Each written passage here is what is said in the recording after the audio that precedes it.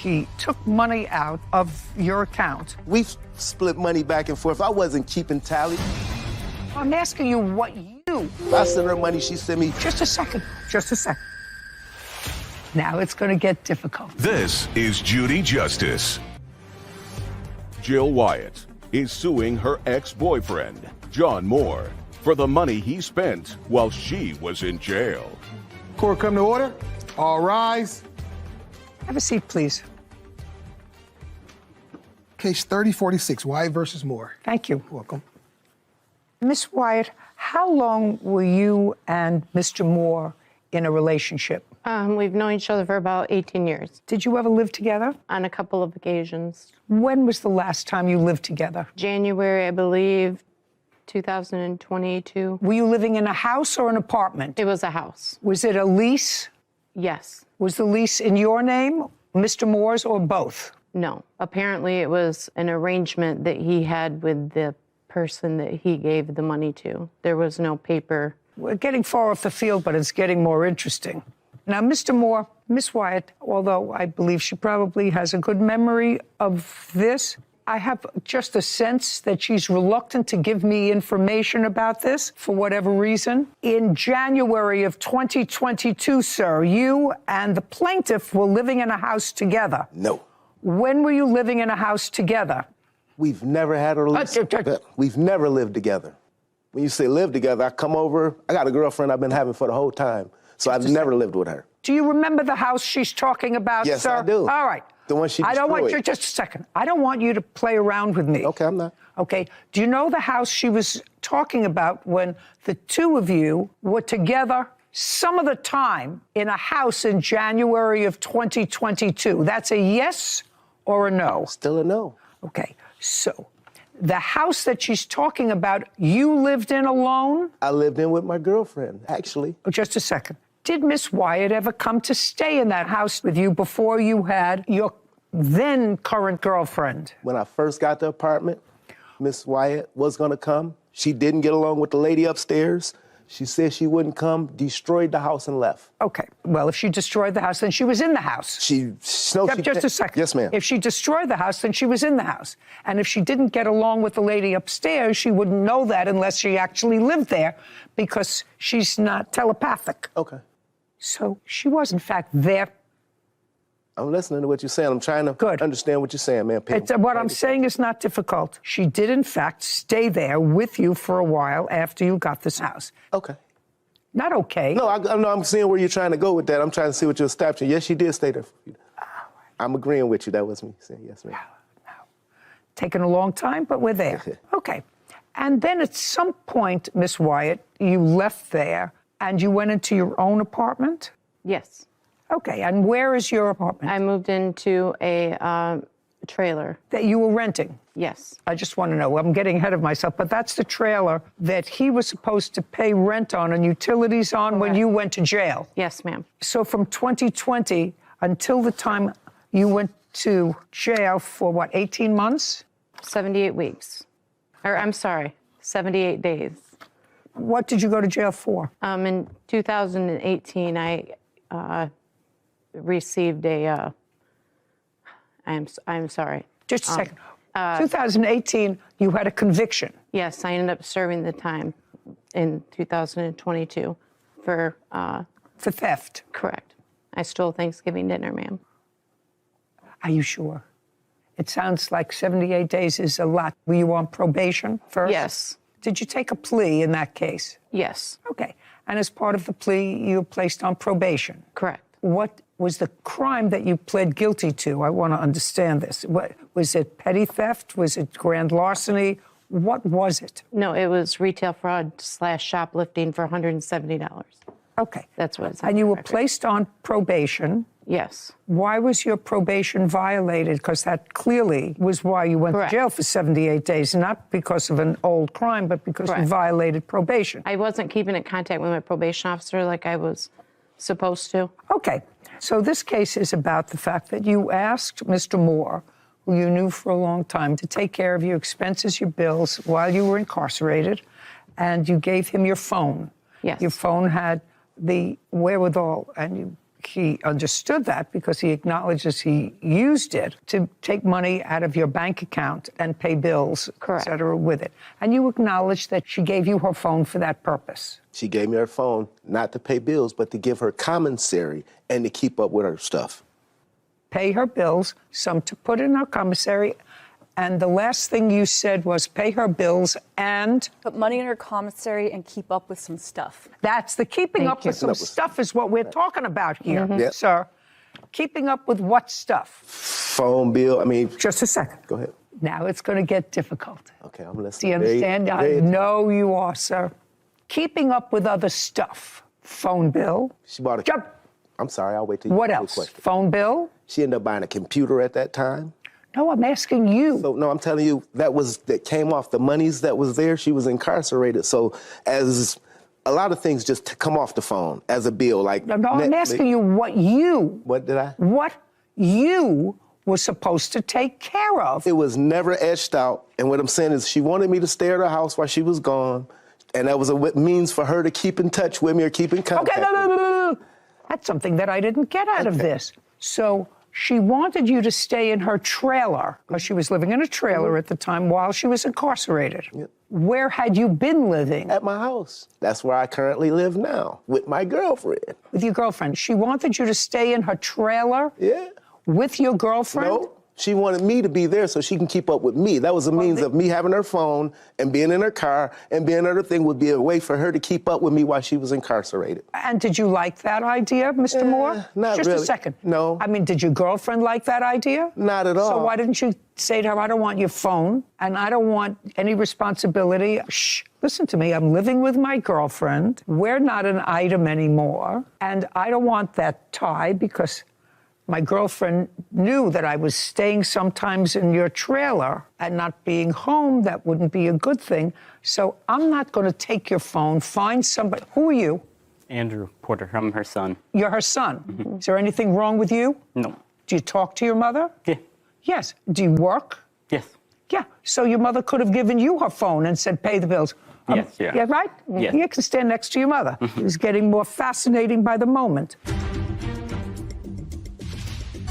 Jill Wyatt claims her ex-boyfriend, John Moore, misused money she gave him while she was in jail. John is countersuing for a false arrest. So, do you understand, Miss Wyatt? I know that you thought it was going to be easier when you came here. No, I did not. But I'm very glad, because I have a feeling I could scratch the surface and I'd find more dirt. The more I scratched. You would. The more I scratched. Well, I have no intention of spending my life on this nonsense, because now I see that you have a perfectly normal child, an adult child, to whom you could have assigned the task of paying your bills. And I assume that you trusted him more than you trusted this guy, who seems to have a girlfriend, but then, it could be convenient. He can go here. It's never painted that way when it's in the midst of things, but he... I also work out of state. What? I work out of state. I'm like a field engineer, so I'm only in Michigan maybe a couple weeks at a time. That's okay. I mean, Paying your bills doesn't mean that you have to be in Michigan. You can pay your bills, and you could have done all of those things, except anyway, this is your case. You allege that Mr. Moore took money out of your account, a couple of $1,000. $781 of that he gave to me while I was in jail, but the remainder, he can't account for anything that he did. So somebody did put in your commissary? Yes. Yes. Okay, he said he also sent you, there was $600 in the account when he gave the phone back to you. Was there $600 in the account when you were released from jail? The date of that? What's the date of it, sir? She asked the question, but the answer did I give it to her? I don't have it. I didn't know I was going to come to court, so I didn't. But if I look at my phone, I'm quite sure, because all our transactions were via Cash App. What do you mean you didn't know you were coming to court? Where did you think you were coming today? When we were in this situation, never did I think we would be sued. Oh. So I wasn't keeping tally. But now you know you're coming to court, so it would seem to me if there's an allegation in your answer that I returned the phone to her, there was still $600 in the account, at least I would have that document. Give me a second, I can get right to it. I can give you a second.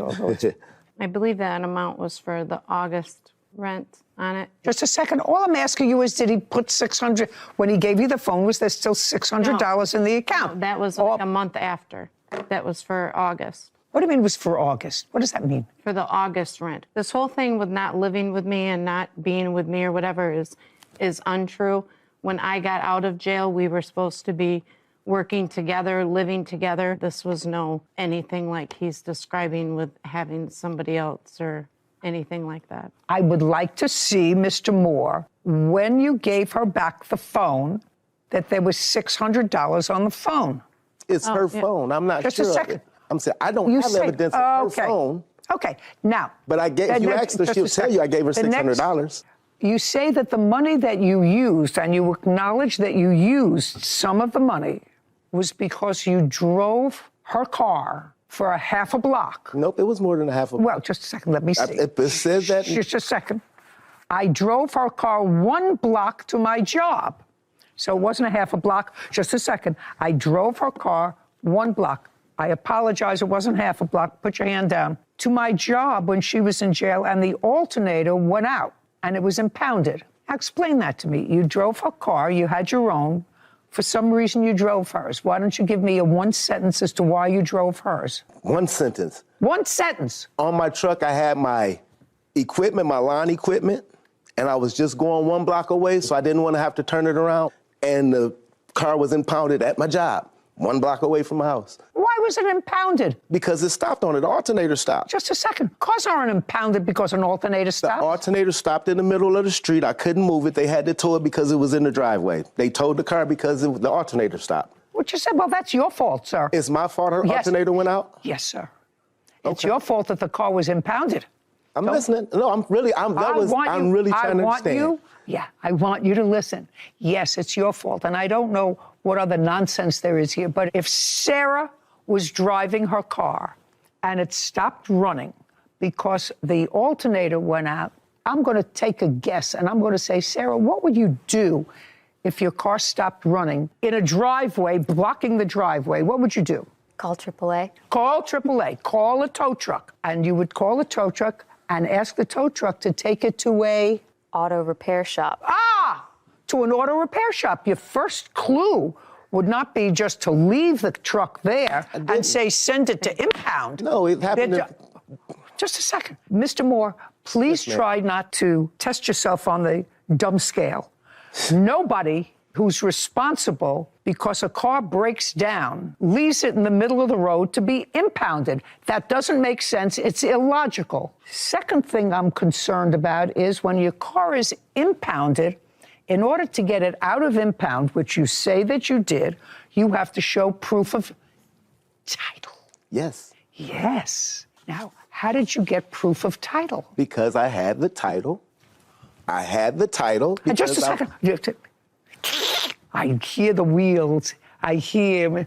You have the title because? I had access to her house. Well, the title is in her name. Right.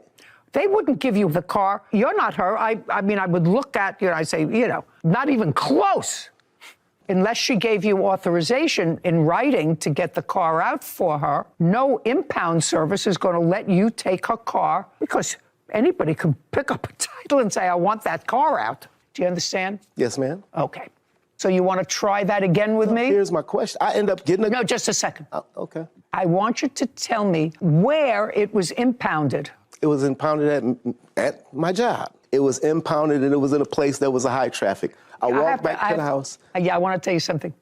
You wouldn't know the truth if it came up and slapped you in the face, Mr. Moore. That's what happened. You wouldn't know the truth if it came up and slapped you in the face and introduced itself to you. Okay. Now, how much did it cost to get the car out of impound? It cost me $1,000 total. No, it didn't cost you anything because she took it out of her phone. Didn't cost you. It cost $1,000 to get it insured, retitled, so I could have the ability to get the car out. Well, how did you get her name on the title?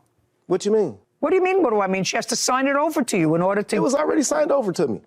It was already signed over. It was already signed. I sell cars, Miss Judy. Just a second. You don't sell cars. You just told me that your car broke down on the way to your place of business. Yeah, to my job. On your job, and your job is not an auto mechanic or salesman for a car service, which is what you told me. I sell cars, Miss Judy. That's why the title was turned over to me, signed over, and I managed to get the car titled in my name. You want to try this on for me? Judge Judy, I'm sorry, I didn't mean to disturb you, but I was in a situation where it was impounded. They were charging $30 every single day, and she would have lost her car. So just say you. Just a second. No, I didn't. Just a second. I didn't forge anything. Well, you had to have forged something, sir, because if it was in impound, and what you're saying is they were charging $30 a day, she was going to lose her car. Your next statement was, because you keep digging that hole a little deeper and a little deeper, you couldn't get it out because the car was in her name,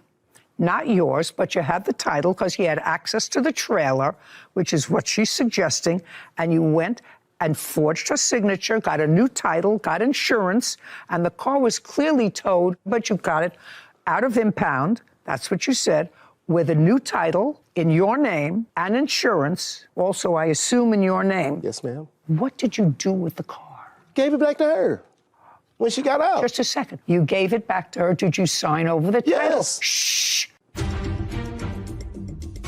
Jill Wyatt has accused her ex-boyfriend, John Moore, of stealing her money while she was in jail. John is countersuing, claiming Jill had him falsely arrested. Now, did you sign over the title to her? I signed over everything to her because she sold the car since then. Oh, did you sell the car? Since all this? Yes. Yes, ma'am. But I'm what? He's what? I had to go through police department and the sheriff's department and threaten him in order to get my title back. He would not give me back my title. Not at Do all. you have any proof of that? Any proof of? That you had to go through the police department, sheriff's department, or anything else in order to get your title back? Do you have any proof of that at all? I don't have any proof of that, ma'am. Okay. So it was $1,000 for impound that he took out of your account. Correct. That's $1,000. No. And Okay. did you take out $1,000 from her account to get it out of impound? Well, you just said. Show me that you paid $1,000 to get it out of impound. I can't show it to you because all the paperwork was in the car. Did you pay impound by credit card or I paid cash? it by cash. Cash. Then you would have taken cash out I had from. a job, Judge Judy. I made You're so full of baloney, sir. I did have a job, Judge Judy. You're so How's that full of baloney. Okay, $1,000. Okay. Next, you say in your answer, Mr. Moore, that you paid for it. You paid for it out of her money. You say in your answer you paid for it out of her money. Judy, that's kind of going back and forth. Oh, listen. We've split money back and forth. If I give you a copy of our Cash App, it's the exact same money back and forth over the last couple of years. I sent her money, she sent me. Just a second. So, why would she do that, sir, if you have a girlfriend? I'm Why would you do monogamously that if you- challenged. Shh, listen. Why would you do that back and forth if what you said to me earlier was, I don't know what she's talking about. I live with my girlfriend in the same place as I'm living now. Now let's move on to, so far I have $1,000. And I really, Miss Wyatt, don't understand anything else. And I'm not spending any more time with your case. That's the person who should have been taking care of your business, Yes. not this nonsense. Yes. Not this nonsense, because I'm I not exactly believe- I sure know whether I'm that. getting the whole story from this side either. All right, now you have a counterclaim. Your counterclaim is for $2,000 for having you falsely arrested. Yes, ma'am. Let us move on with falsely arrested. After she gets out of jail, according to what I read, the two of you are kaput. No. Well, okay, here we go. We're going to go back to your answer and your counterclaim, sir. I'm going to read you what I said. On February 13th, I went out to a few bars to have a good time. Jill was at a different bar, but came and met me where I was at. Upon arrival, you're not paying attention. Yes, I am listening to you. On arrival, Jill started to pressure me to leave with her. I reminded her that we were no longer an item, and I didn't want to leave. She was making a scene, so we went outside to finish our conversation. That's your counterclaim. Now, pick it up from there. That's what you wrote. Try to I wasn't remember. going anywhere. Okay. And then she told me, I'll show you. But you told me this thing's, Judge Judy, if it's not accurate, would you want me to let you go ahead? Because I didn't write that. I signed it to them. They told me I'd be able to explain this to you as we're doing this here. I stopped and said, hell no, that didn't happen. No, we didn't fight. It wasn't one block. They said, you'll get a chance to explain that to the judge. Yeah, when well, get you there." shouldn't listen to anybody else, sir, when you sign a document that says, I Lash we weren't Moore, idle. being We didn't duly live sworn, together. deposes and says that this is accurate. We didn't live together. We still knew Would each you other. mind telling me what happened in the bar on February 13th? She told me she was going to get me locked up for domestic violence because I had assaulted her. I had not assaulted her. I told her whatever, and I walked back into the bar, sat down, the police pulled up, and they said, sir, would you come step outside? Excuse me. They said, would you come step outside? I stepped outside. They said, put your hands behind your back. We're locking you up for domestic violence. May I please have a copy of your complaint? I can give you all this, what I have from... Don't give me all of that you have. So you saying the complaint, I was arrested on the spot. There was a disposition in that case. Yes, they dismissed it. Okay. This is all complaint to the disposition.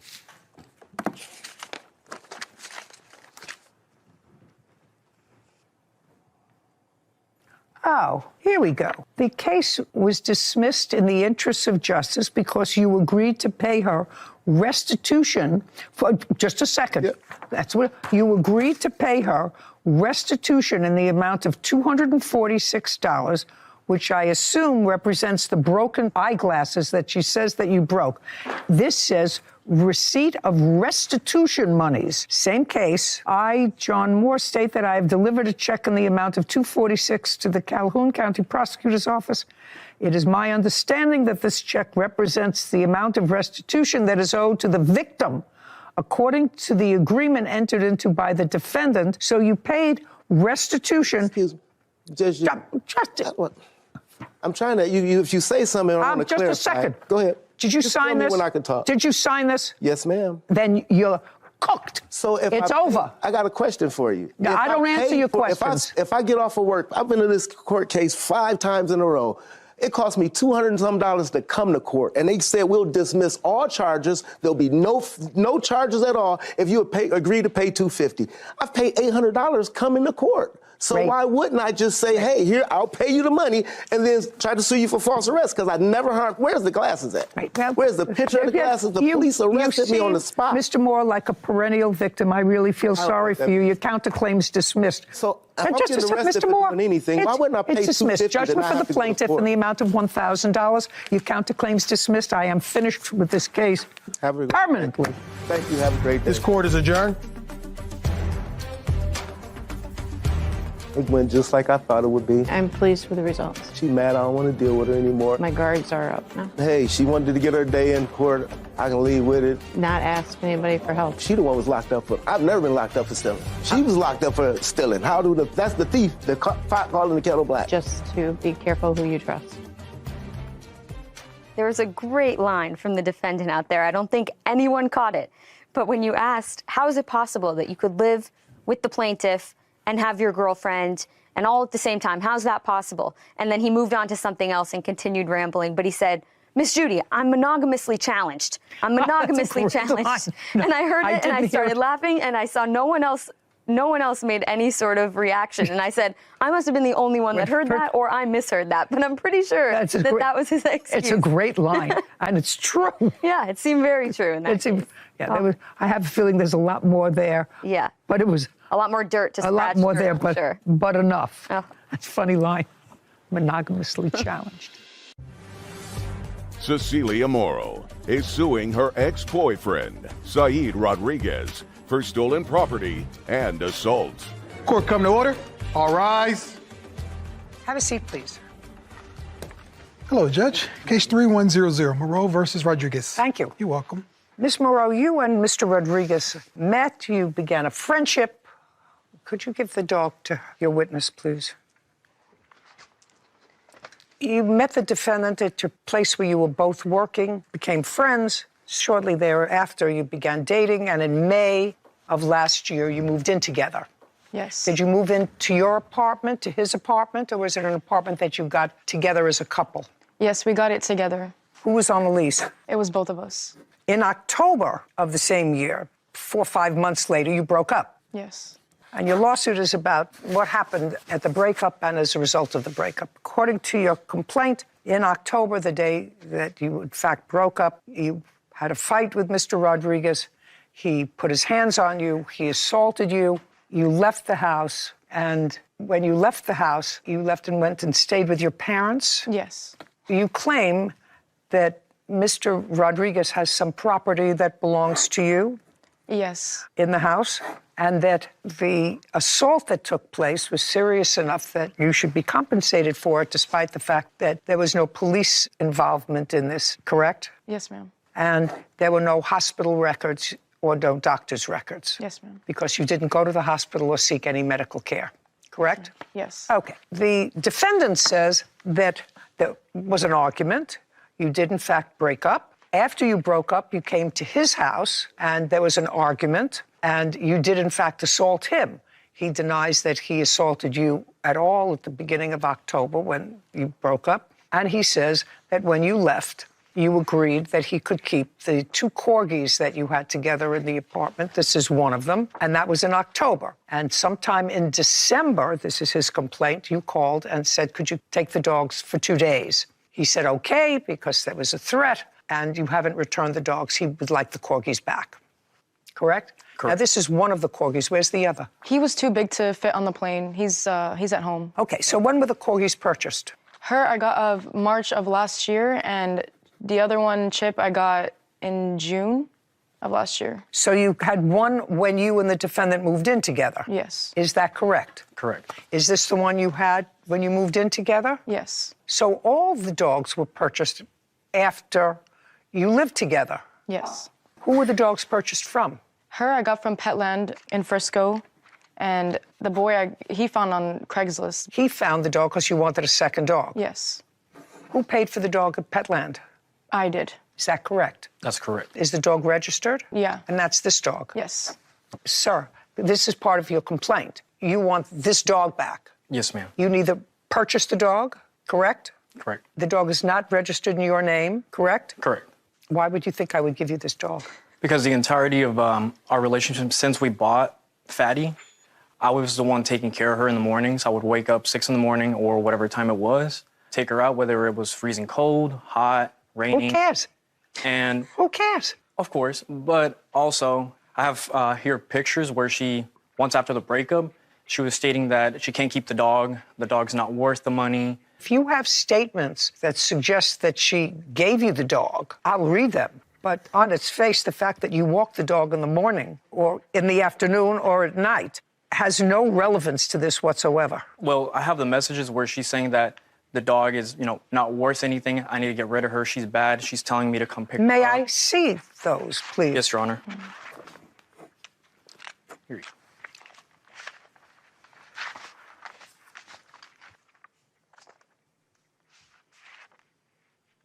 What are you selling? Who's selling something? She is stating that she wants to sell the dog. That Chip? That is the other dog, yeah. Well, one she bought, and it's in her name, so that's definitely hers. And also, That's Fatty, right? Yes. yes.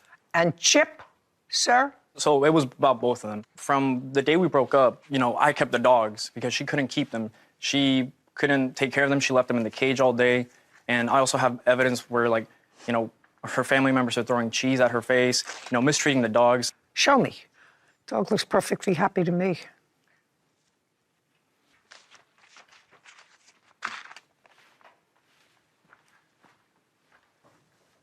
Oh, you can press play.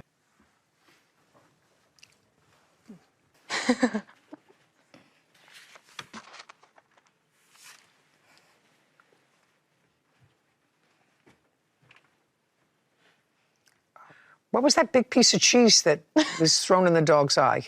That was my dad from TikTok. Who did that to My the dog? dad. He has a TikTok account. It's a trend on TikTok to throw it on babies' faces and dogs. That's terrible. It's a trend. It's stupid. Yeah, it's a stupid trend. I didn't partake in it, but Why would I leave this dog in a house with a stupid person who takes out that stupidity on an animal to put a thing up on TikTok? That's absolutely outrageous. we take care of them. They're fine. No, you don't. What's wrong with you? Why would you even think that that's reasonable? Cecilia Morrow has accused her ex-boyfriend, Saeed Rodriguez, of assaulting her and stealing property. Saeed is countersuing for the return of 2 corgis and claims he was the one assaulted. Why did you leave the dogs at his house for 2 months? It wasn't 2 months straight. It was probably like a week or two No, straight. it wasn't a week or two. What do you mean straight? You had a fight in October. Yeah. We were co-parenting, I guess, with the dogs because I was working and so was he. So we couldn't. Are you telling me after you broke up? Yes. How could you be co-parenting with somebody? You mean you would go to his house and get the dogs, or he would bring them to your No, house? he would come to my house to pick them up and drop them off, and it would same way with. And he would see you. Yes. He would see you. Yes. Did you have conversations with him? Nothing important. Well, I want you to tell me, after you broke up, how did you arrange that you would co-parent for the dogs? There wasn't really an agreement. It was just, I'm busy, can you pick him up? Yes, and then same. Not true. All right. This argument that you had in October when you broke up, you want to tell me about it, and then I'm going to get back to the dogs. So he assaulted me. He punched a hole in a TV. He bought the TV, but still, he punched it because I told him if he was going to put his hands on me, then we're actually done. But he punched the TV instead, and I have pictures of what he did that night. I don't care if he punched a hole in the TV. It's his TV. Yeah, he punched holes in the apartment that we were staying at as well. You're still in the apartment? Yes, Your Honor. He's still there. Did you take her name off the lease? Yes, Your Honor. I don't care what he did to the apartment, madam. He's still in the apartment. He's going to have to pay for any damage. Let's move. You didn't call the police as a result of whatever incident happened in the house. You said he got mad at you, he accused you of cheating. That's what you said in your complaints. He came in, he jumped up on top of the bed, and then he choked you, and then he hit you. You have photographs of that. Yes, I do. I'd like to take a look at them.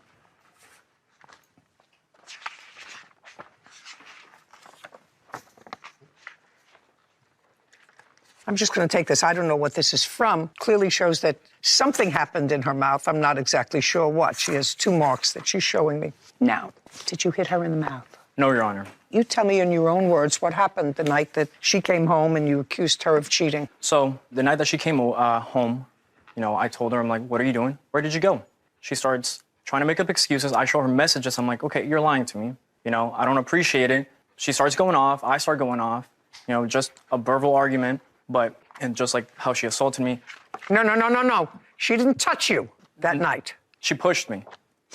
Tell me how that took place, sir, that she pushed you. She's a very angry person, and... No. How it came about that she pushed you. Well, started arguing back and forth about how she wasn't doing anything wrong. I told her, yes, you are. And now you're fighting verbally back and forth. Yes. And she pushed you. She put her hands on your chest. And she... Show me how she pushed you. Show me on your roommate how she pushed you. Go ahead. And she just started throwing, trying to slap me. And at that moment, that's when I pushed her over and I told her, do not put your hands on me. Just a second. So you pushed her over? Yes, to defend myself. You pushed her over. All right, so this is your problem, sir. You said nothing happened that night. You said in your answer nothing happened that night. I have a copy of the police report that I reported. I'm going to look at it in a second. Now, you say here, I never assaulted Cecilia. We have plenty of arguments during the relationship, but I've never assaulted her. She has a tendency to blow things out of proportion. I have never put my hands on a woman in my life. Well, that's not true. You just told me you did. As self-defense. You didn't say that here. You said, I've never put my hands on a woman in my life. Would that be considered assault in self-defense? No. That's not what you said. Okay, now I'll see the police report.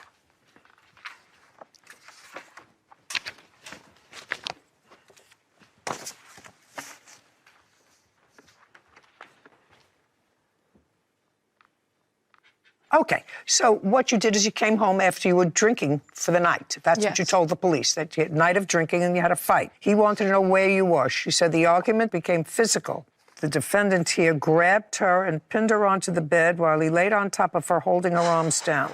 Proceeded to take his right hand and bruised and cut her lips. She was dizzy but did not lose consciousness. It was not because of the alcohol she had previously consumed. Cecilia said she eventually left the room and went to sleep. Just a second. So after this incident, when he allegedly hit you, causing this injury to your lip, you went back to living with him? Yes. Yeah? I'm reading this thing, and I said, well, she said she was assaulted. She left. She went home, and she went to live with her parents. But you didn't. You went back to sleep, and then you stayed with him because this incident, the one that you just described to me, happened on September 10th. And you went to the police on October 24th. Yeah. Then there was an incident on October 19th. She said you had another argument, but he did not strike her because she threatened to leave if he did. Instead, he punched holes in the apartment. She decided to leave after that and no longer is living with him. Okay, now, later on in the month, after the 19th, because now I am not considering what happened on September 10th, because you went back to live with him. Between September 10th and October 19th, did you share a bed? That's a question. Yes. Every day? No. 4 days a week? No. 5 days a week? You were living together until the 19th of October. Yes. Where did you live? Well, we had couches as well as a bed, so we weren't always sleeping together. That's not true. You know, I don't believe you. Okay, good. So I'm not even considering the 10th of September. Later on, there was an incident where he says you assaulted him. You came to his house where he was living now. You were living at your parents' house, right? Yes. And you came to the house. What date was that? It was like 2 or 3 days after the breakup. Was the breakup in October? Yes, Your Honor. It was October 12th. October 12th. Got it. You tell me what happened on October 12th. Did you go to his house? I can't remember. She was living with me. She was living with you? Until that day, October 12th. I moved out October 31st. I was still living with him on that incident that happened on October 12th.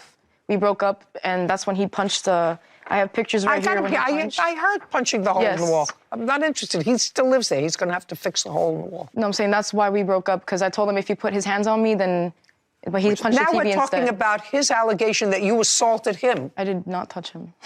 That is false. That's a counterclaim that you have. Then I have to figure out what to do with these dogs. So I have pictures and I have messages where... I want to know when it happened and where. Let me show you. No, I want you to tell me. When did it happen and where? It was a day or two after I had left, which might have been October 14th or 15th. And she was upset because I had already picked up Fatty because she asked me to. She texted me, I want my stuff back. I want the dog back. And I told her, I was like, no, if you already filed the lawsuit against me, let's just go about it the legal way. I told her, do not show up at my house, which I clearly have messages where I state not to show up. And in those messages, she threatens to murder me, find me and kill me. At that moment, I told her, if you do not leave, I will call the cops. And in that second, she lashed out, grabbed my neck, and scratched my whole neck and my shoulder. And that's... What date was that? So October 14th or 15th. And then you went to the police on October 24th for the first time. Yes. Is that correct? Yes. Okay. Can I see your photographs, please?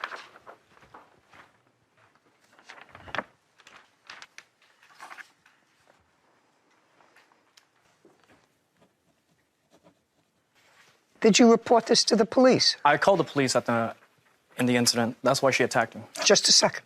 Did the police respond? The police did respond. They did not want to take a report. Kevin, would you show this to the plaintiff, please? He pulled a gun out on me, and that's why I brought her as my witness, because she was there and saw everything that happened that night. Cecilia Morrow claims her ex-boyfriend, Saeed Rodriguez, owes for an assault and personal property. Saeed is countersuing for the return of 2 corgis and says he was the one assaulted. Now, did he pull a gun out before this happened? I want you to explain exactly how it happened. The reason I went to his house is because I noticed on my credit card that he spent $600 on a PS5.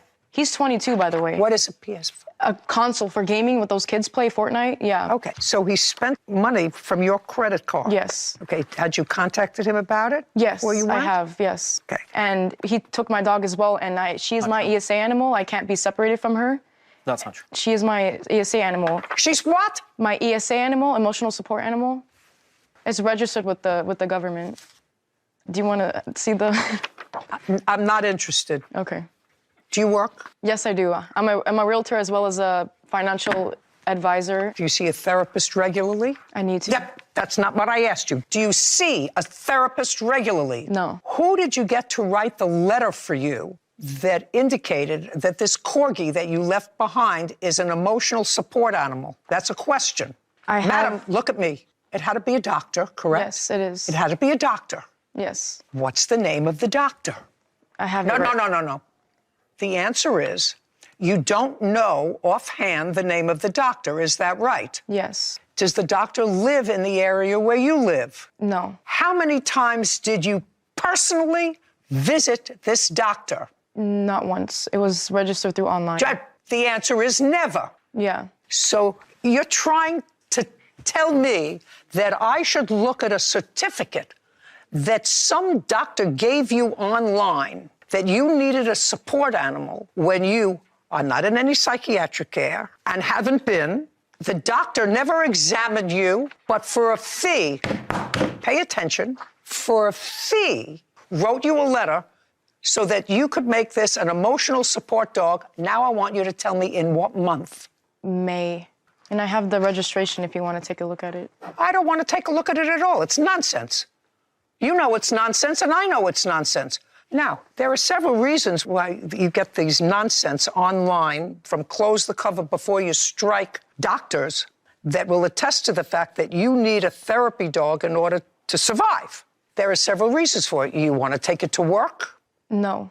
What was the reason? There has to be a reason. Yeah. I'm really smart. I know. Really smart. It was so we didn't have to pay the pet deposit, so when we got the apartment. There you go. So it was a fraud. No, but that Just a second. So it was a fraud.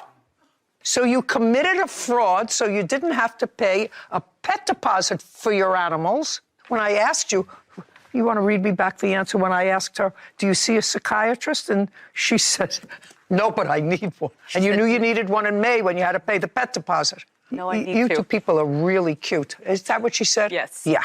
Okay. Mr. Rodriguez, the plaintiff owns the dog. She owns the dog. She paid for the dog. It's registered in her name. The fact that you were a good caretaker, I can't help you with that. The dog looks as if it's in pretty good shape. Believe me, if the dog didn't look as if it was in pretty good shape, somehow I would find a way. But right now, the dog looks as if it's in pretty good shape. I'm directing the plaintiff, however, that in the event that she has to remove the dogs from her parents' house where she's living, that she's precluded from selling them or giving them away until she gives you an opportunity to take them. I'm also directing you, because I assume you live with your parents and I assume your father's going to be watching this, or I would tell him when I got home that the judge called you a moron. I will. You can tell him that. I will. And I suggest to you that if you want to own a pet, I've had pets all my life, you have to protect your pet from morons. Yes. Whether they be little children who are morons or adults who have nothing better to do than to make TikTok videos using somebody else as a fall person. Frightening. As far as the assaults are concerned, I find that you both assaulted each other on 2 different days. There's no question in my mind that you assaulted him, and there's no question in my mind that as a result of her pushing you, and you have a temper because I know that you broke some of the things in your apartment, that you did, in fact, do something in her mouth. It didn't remove her teeth, but clearly, whatever you did to her face caused her lip to hit her tooth, which caused it to have a bruise on it. Anything else that I have to consider? Yes, all the furniture that I left at the apartment. Did you have a moving company come and move stuff for you? That's either a yes or a no. Yes. I read the papers. You Yes. did. On what date did you have a moving company come? It was November 1st. When you hired the moving company, did you give them a list of things to move? Yes. And did they move the list of the things that you gave them to move? Yes. Correct? And they moved them. Yes. So that part of your case is dismissed. It's over. She's keeping the dogs. And we're done here. Case is dismissed. This court is adjourned. That's what happens when you get in narcissistic relationships. People manipulate you. I was with him since I was 15. I'm 19 now. Honestly, I was pretty upset with the outcome of the dogs. I haven't talked to him in months. This is the first time I've seen him in forever. She kept coming back. I mean, I don't like him. I don't want him ever. done means done, man. What's done is done. I was so surprised when I found out that she was only 19. Not a real stable place in your life to be getting a dog, and let alone 2, when you're not settled. You know, I think that's so unfair for dog owners when they're not settled. And, you know, it's just unfortunate. There's an immaturity. Yeah. I think what you're saying to me is there's an immaturity. Problem is when you're immature, you don't realize that it's a mistake because an immature person is making a mature judgment. What I actually found, I mean, it was stupid. It wasn't as if it did something horrendous to the dog, but frightened the dog by throwing this square of cheese at its eye. Well, I've seen the trend, and it actually did start on babies, throwing slices of cheese on babies' heads in high chairs. What is happening to the world? Yeah. What's happening Too if much somebody time on thinks their that hands. that's funny to startle a baby or to startle a creature in order to make somebody else laugh? Yeah. You know, the world we live in today. If morons want to do that, let them stick a broomstick someplace and take a TikTok picture of it on themselves. Yeah. On themselves. I'm with Why you. choose some other living creature? I don't understand that. I'm with you. I would build more jails. You, sir, you had a big fight because you weren't paying rent. She got crazy, punched me in the face, and I fell in the chair into the glass. She started picking up the glass and stabbing me with it. That's not true. He has pictures, bleeding. I was trying to grab the chair. Before or after you stabbed him with the glass? The chair actually collided with the mirror, and the mirror broke. I don't believe a word of that. This is Judy Justice. DeAndre Benton is suing his former roommate, Chauncey Rayford, for personal belongings, lost wages, and an assault. Court come to order. All rise. Have a seat, please. Hello, Judge. Case 3119, Benton versus Rayford. Thank you. You're welcome. Mr. Benton, it is your claim that the defendant who rented a room in her home to you Yes, ma'am. assaulted you, disposed of your property, Correct. and because of all the turmoil, you missed time at work. Yes, ma'am. You want $7,500. Yes. That's what you're asking for. Defendant says that you assaulted her. She had lost wages. She had pain and suffering as a result of this assault, which I assume took place on the same day. Yes. Correct. Okay. How did you find the room in Miss Rayford's home? It was on a roommate app, like Roomster, to be exact. On what date did you find the ad? June 15th, And where was it located? Atlanta, Georgia, 30311. So that was in June. And you looked at the room? Yes, ma'am. And what was the rent? It was negotiated to be $750. $750 a month. Yes, ma'am. What kind of work were you doing then? I was working fast food at the moment. When did you move in? July 15th. July 15th. 15th, yes, ma'am. And how much rent did you pay for the month of July? This full amount, $750. I paid $250 to hold the room and $509 for the remaining balance. In the month of August, tell me what rent you paid her and when. I did give her a... Look at me. Be very careful with me. I want you to be very careful with me. How much rent did you give her in the month of August? I didn't give her anything. How much rent did you give her in September? She wasn't there. How much rent did you pay anyone in September? I paid her a portion of the rent. What do you mean a portion of the rent? It was my understanding that you owned this home. Yes, No, Your she Honor. didn't That own is the home. correct. Just a second. She didn't own the home. To my knowledge, she wasn't even supposed to be renting out the home to have rooms. Just a second. I'm just asking you, you're now living in somebody's house. And you agreed to pay $750 a month rent. Is a yes. Yes. And you paid no rent Well, that for was the month of August. That was because when I did come into the home on the 31st, I moved in on the 15th like I communicated to you. On the 30th, my belongings was outside the home. I had to sleep outside like an animal. Okay. What about in September? You were still in the home in September. Yeah, I was still in the home in September She going was through the still same in? issue. Just a second. You were it was- still, you're not going to talk over me. You were still in the home in September. Not That's a yes. Yes. You were still in the home in September. And how much rent did you pay in September? I paid her $500 in Just a September. second. In September, you paid her $500. Yes. Okay. October. Nothing was paid. After that, you paid no rent. No. Okay. Where are you living now? I live with a friend now. That's a lie. That's a lie. We just checked. Yeah, I do. Okay. I used Well, just to a second. before I moved. Just a second. Stupid is not here, sir. Pretty aware. of that. Stupid is not here. So now you're a squatter in a place where you're paying no rent and you live with him? No, ma'am. I have my own place. Oh, good. Because he doesn't live with you. He's living in a place where he doesn't pay rent. He moved in and stopped paying. I'm not finished with you either. Do you understand? Yes, I understand what you're saying. Very good. So but if you there's- understand, there's you two weren't factors. living outside like an animal, and you've been living for August, September, October, November, December, January and February, 7 months in a place in which you pay no rent. Well, can I ask a question? How am I supposed to pay rent when I had several eviction notices and she wasn't there to show up? Then leave. Then leave. I mean, you're a you saying squatter. leave, but You are a squatter. she told me I You're didn't a have to. squatter. Well, if she told you that you don't have to, then the two of you are in collusion here. I'm not talking about Yeah. that, ma'am. Who told you didn't have to pay? The judge, because I didn't say the judge didn't say I had to pay. The judge said I did not have to leave, that she didn't find a reason to eviction of me because she didn't show up and provide her evidence. I'm just telling you, you're a squatter. You don't pay rent. Everybody else here pays a mortgage, pays a maintenance. You moved in and you became a squatter. And I don't care what some other nitwit said to you, you're a squatter. So you get zero for the rent, for your property. I'll get to the assault in a minute. I read your answer. When did you purchase the house? June 3rd, June of what? 2021. What was your mortgage? The first year, from June when I moved in 2021, it was $1,575 a month. For the mortgage? Correct. June of 2022, it increased by $40 and went to $1,615. In what month did you stop paying the mortgage? September of 2023. Why?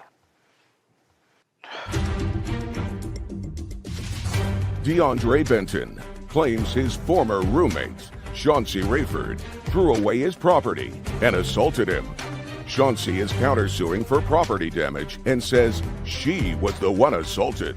Now, in what month did you stop paying the mortgage? Well, to be completely honest with you, Yeah, I don't want you to be dishonest with me. You have to be honest with me because I know everything. Yes, ma'am. I got laid off. I was okay, just living off of savings for a few months. Things got hard. Just a second, you got laid off from what job, where? Carvana, and this was November of 2022. All right, so you've already been laid off for a year, and you're telling me you paid your mortgage until September. Yes, ma'am. I was doing anything I could from an app called InstaWork. Okay, so then you stopped paying your mortgage in September. Yes. And when did they foreclose on your house? October 23rd was the date that I was told that myself and DeAndre needed to be out of And I just asked you a question. They foreclosed on the house in October. Yes. Where did you go? I had to move back with my mother in the state of Missouri. I lost everything. My job, the home, my dog. Okay, so now the bank owns the house. Yes, correct. And he's been squatting still in the there. house since October. Yes, he will not leave. Get out of here. Now, I've listened to what you just said just about the ownership of the house and when she turned it back to the bank.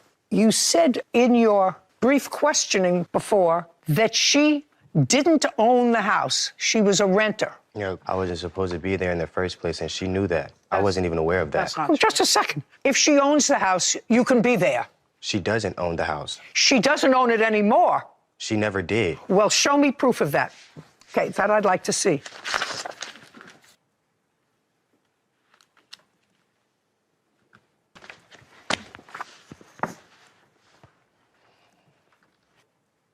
Were you renting with an option to buy? Yes, ma'am, with the option. Ah, I got it now. He's absolutely right. You were not the owner of the house. You were a renter, and you had an option to buy. Correct. And I was going to do so. Judge, I shoulda, woulda, coulda. You two people actually deserve each other. Because what you suggest in your papers is that you ran into hard times and you let the bank take the house. Well, you didn't let the bank do anything because you didn't own the house. You were a renter and you stopped paying rent. Isn't that right? That is correct. Right. So, as far as I'm concerned, you both deserve each other. I don't know who you're not paying rent to. Somebody owns this house. And they've been probably trying to get you out of the house for a very, very long time. The person that owned the home came to the home and said she was already far behind before I even moved in. That's the whole reason why Who I can't. cares? What are you doing in a place where you're not paying rent? You're not supposed to be there. You're a squatter. Do I look like a squatter? You are one. You live in a place that's not yours. You're not paying rent. You're a squatter. Yeah, for people that don't try to pay rent. At least I was trying to pay the rent. Every Listen, other time I'm I trying to... try to make a baby every once in a while, but I'm 81 years old. It doesn't happen.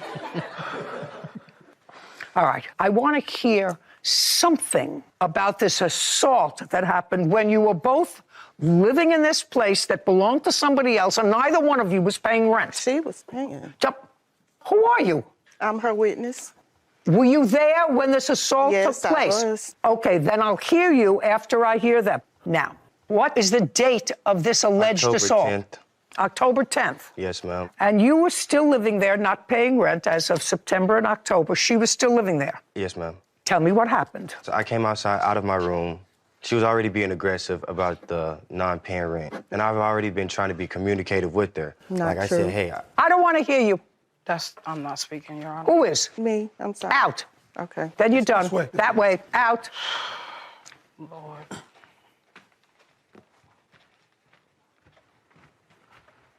Go ahead. Basically, Now, I don't want to hear basically. I want to hear, to the best of your recollection, on October 10th, 2023, you were both in the house. You were in your room. she got crazy. Basically, long story short, she got crazy. I tried to come inside the house and sit in a chair. The lady pulled the chair from me. I have the pictures and everything of it. Pulled the chair from me. Punched Which me. lady? This one right here. Pulled the chair out from under you, tried to sit down. Yes, ma'am. And? Pulled the chair out from me, punched me in the face, and I fell in the chair into the glass. She started picking up the glass and stabbing me with it. And? And I had to call the ambulance. The police came. It took 45 minutes. May I see the police report, please?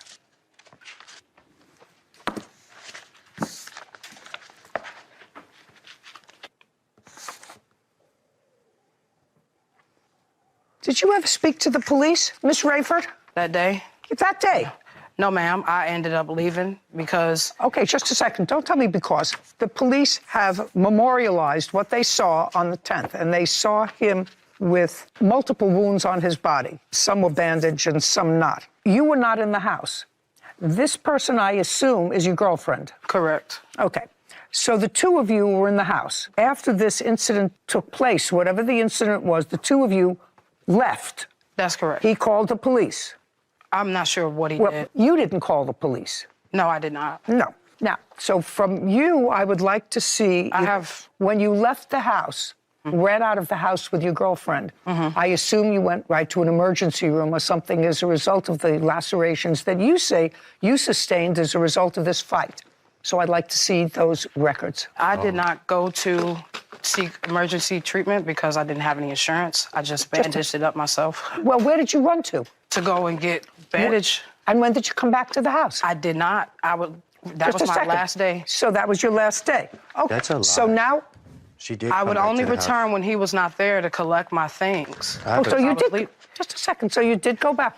I have a feeling I was right. He would not be there when I would return. I have text messages of me asking my neighbor to let me know when he's not there as well. I have photos. I'm going to look at both your photos, and then you're going to tell me your version of what happened. Yes. Because there's no question that he was injured, because the police memorialized that. I assume he has photographs as well. Now, I want you to tell me your version of what happened. I was working from home. He was already up that morning, and he was the one being loud. He was sitting at my workstation, and I kept asking him politely to move so that I could go ahead and start working. He refused to move. He told me he had a right to sit wherever he wanted to in the home. Now, mind you, he's never... Just a second. Did you pull the chair out from under him? DeAndre Benton has accused his former roommate, Chauncey Rayford, of throwing away his belongings and assaulting him. Chauncey is countersuing, claiming DeAndre damaged property and assaulted her.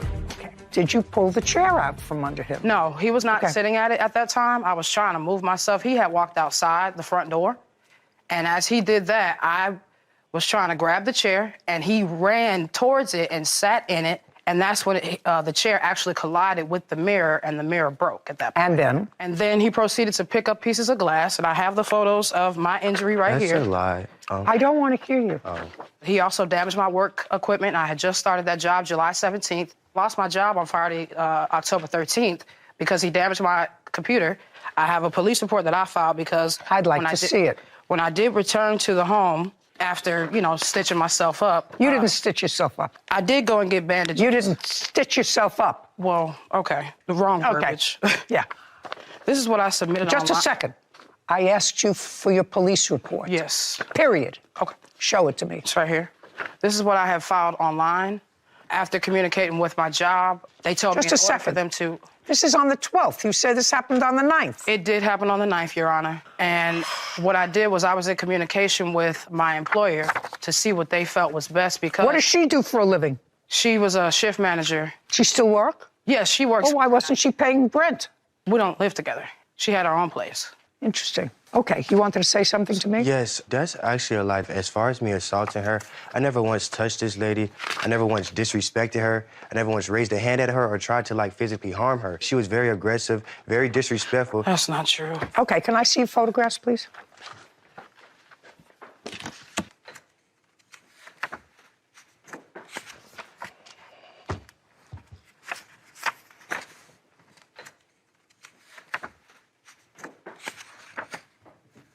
Can I see her photographs, please? Marvius was also injured. That's my arm and her toe.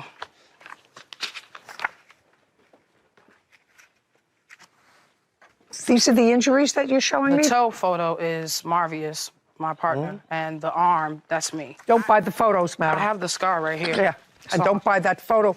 This photo was a result of this date. No, it all happened the same day that we're referring to. Why are you showing me a picture of her toe? Because when the glass broke and it was flying, somehow her toe got cut.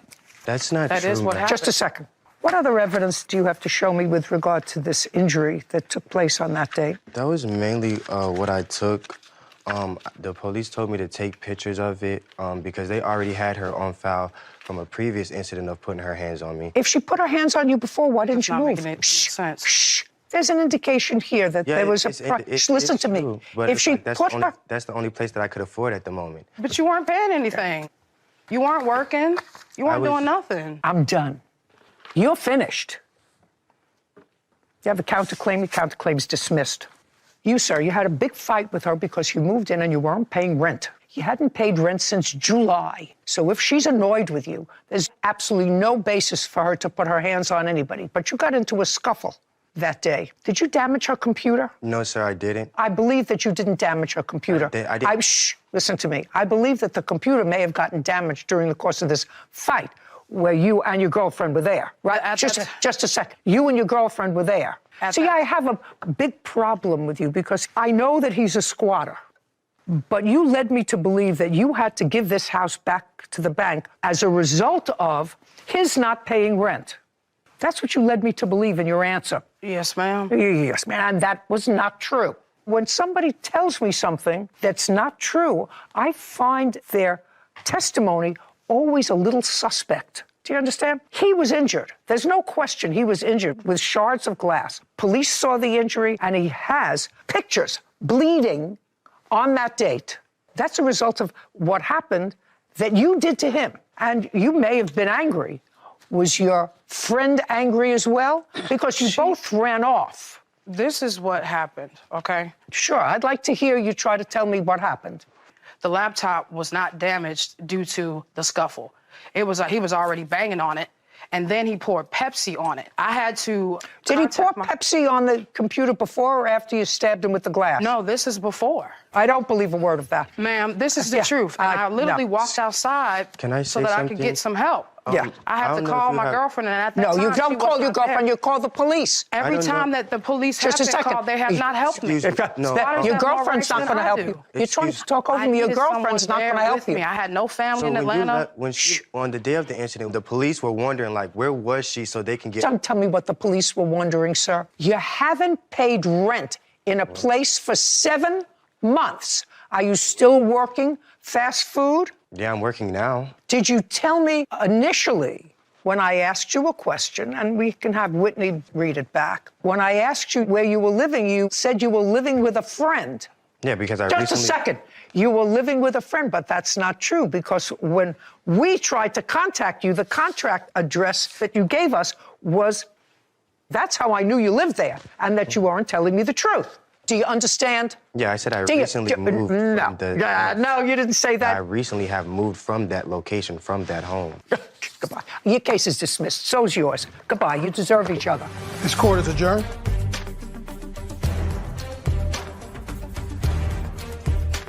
I wasn't squatting. He only paid to move in, and I didn't get anything after that month of July.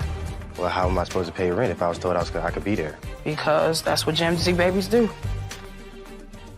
Squatters tend to have more rights than the landlords, it seems, these days. I mean, he moved in, he paid one payment to move in and hold the spot, and never paid again after that. And like you said, has been there for 7 months. She was not honest about, you know, in the papers it was a little bit unclear, or actually it was very clear, just inaccurate, that the reason that she had to leave this place was solely due to him not paying rent. She made it seem like she had to give it over to the bank due to some lack of payment. Because she lost her job and... Exactly. So a lot about the lost job, a lot about all of this, but I mean, I just wonder who's paying utilities on the house now.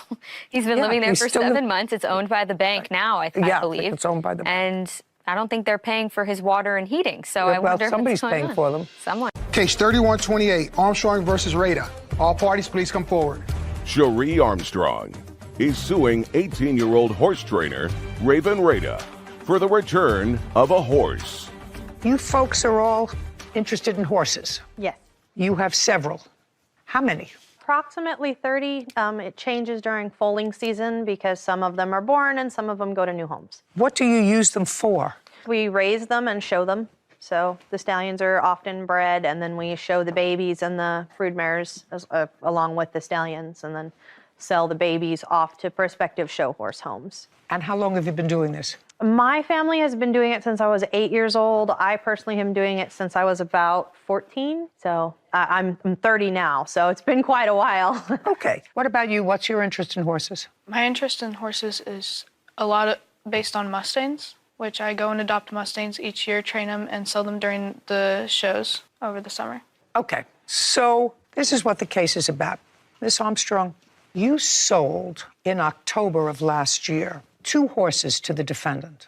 A 3-month-old, yes, which you sold to her for $3,000. Yes. And a yearling, which I assume is a year old. Yes, Your Honor. For $1,000.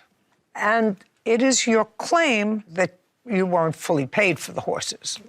She didn't pay you anything and then at some point sent you $275, she says. But that you felt as if she was neglecting them, and you went to the place where she was keeping the horses and took back the 3-month-old. Is that right? Yes, Your Honor. When did you take the baby back? That would be October 23rd. And when had you made the sale? That was October 3rd. So 20 days later, you took the baby back? Yes, Your Honor. There were a cumulative amount of events. When she took the horses, she was supposed to make a down payment that day. We had the horses loaded in the trailer, and I said, okay, how much are you putting down today? And she said, well, I won't have anything until Friday, and this was a Wednesday. And so I said, okay, well, I'm not normally comfortable with letting people take anything off property before it's paid in full, but I've known these guys for well over a decade, and so I thought it would be okay. The horses were loaded, and she said, oh, my farrier is gonna meet me at home to do their feet, because they were a little bit overdue, and they kind of needed done, and I was like, well, they're in the trailer, they're gonna get their feet done. I guess I can wait for a payment until Friday. Friday didn't come yet because Thursday I got a message that she had put those 3 new horses in a herd of established Mustangs who attacked the yearling, trampled her, and split her leg open. Just a second. Yes. So far, is that correct? No. Cherie Armstrong claims 18-year-old horse trainer Raven Rada refuses to return her horse. Raven is countersuing, claiming Cherie wrongfully retrieved one of her horses. Well, tell me how the yearling got trampled. You don't seem to deny that that happened. No, she did get trampled. Okay. So, and she got trampled by what? A quarter horse. And that was on your property? Yes.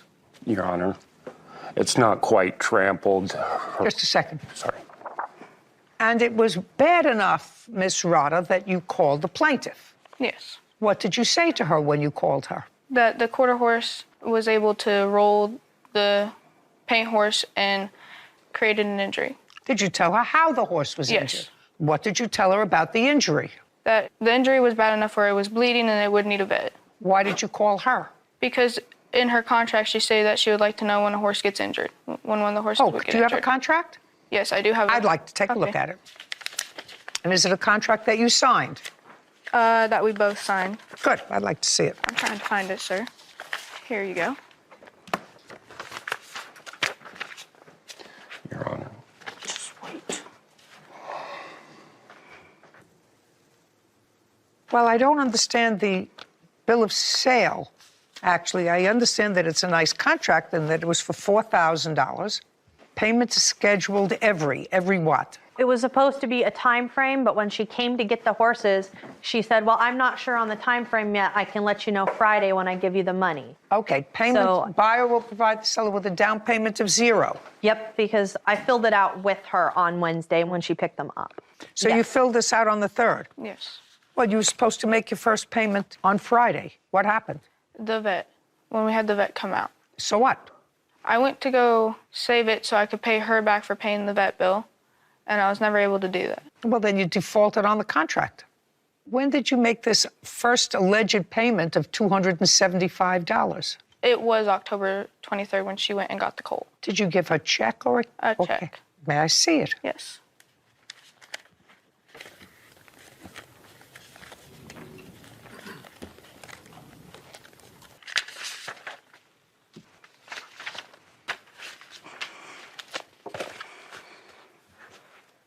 No, this says it's for the vet bill.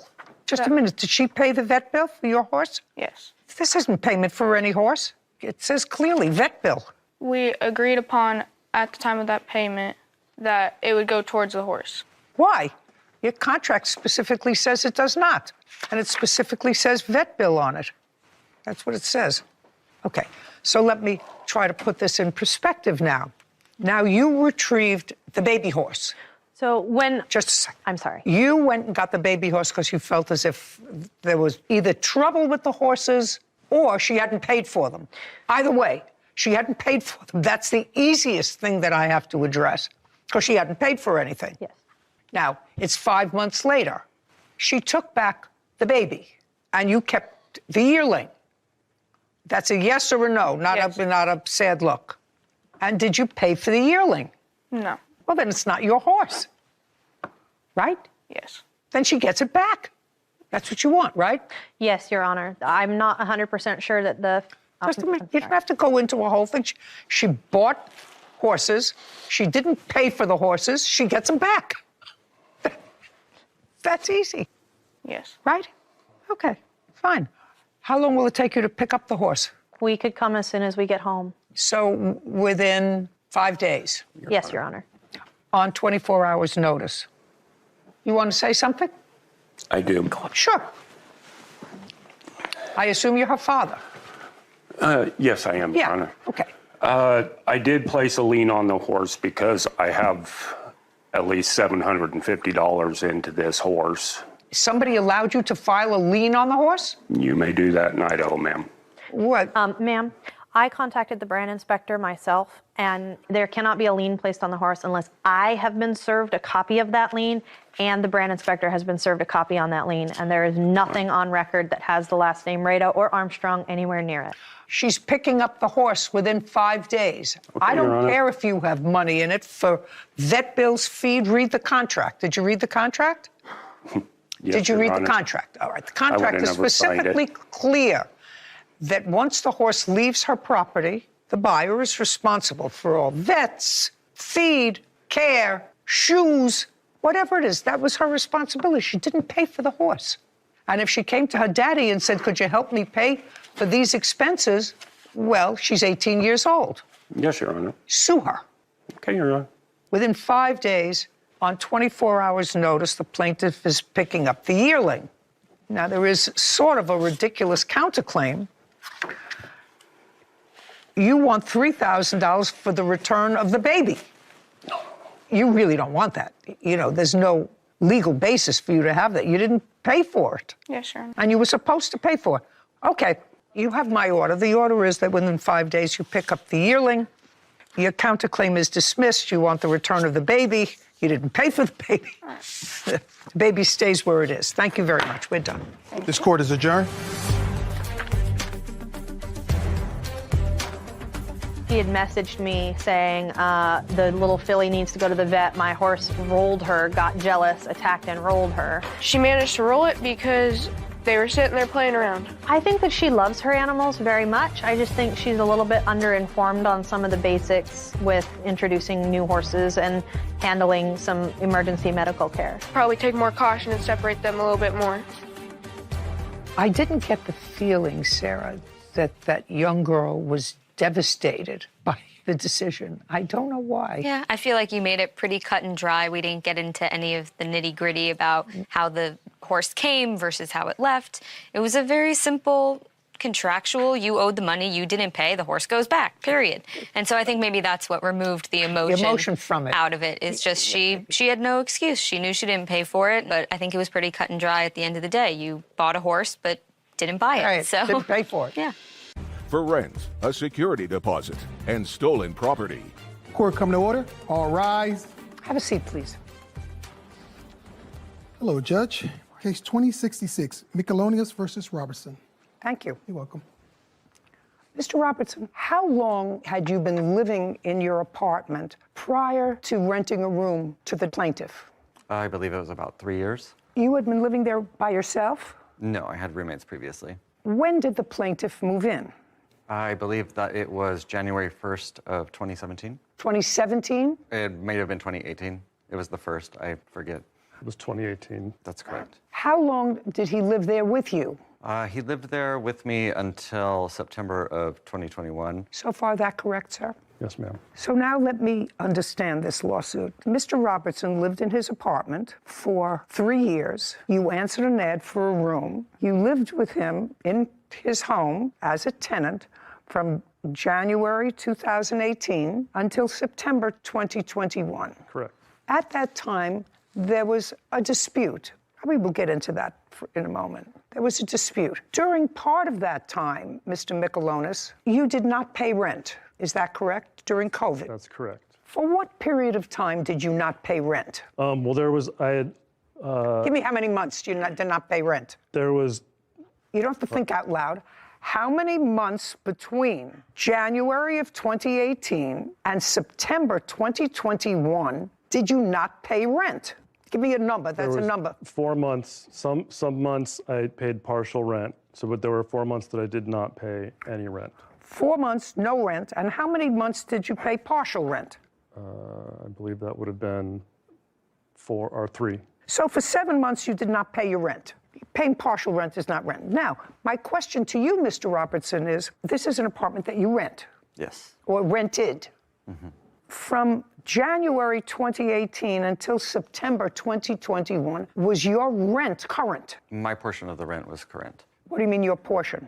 My portion that I was responsible for. No, it's your apartment. You're responsible for the whole thing, Mr. Robertson. Yes. Okay? You're responsible for the whole rent. And if what you chose to do was to say to your landlord, listen, I have a roommate, I'm just paying my portion of the rent, my roommate isn't paying his, right, then your rent wasn't paid. Yes. And I assume that your rent wasn't paid for the same period of time that he didn't pay you his portion of the rent. Yes. Was it for any period of time greater than that?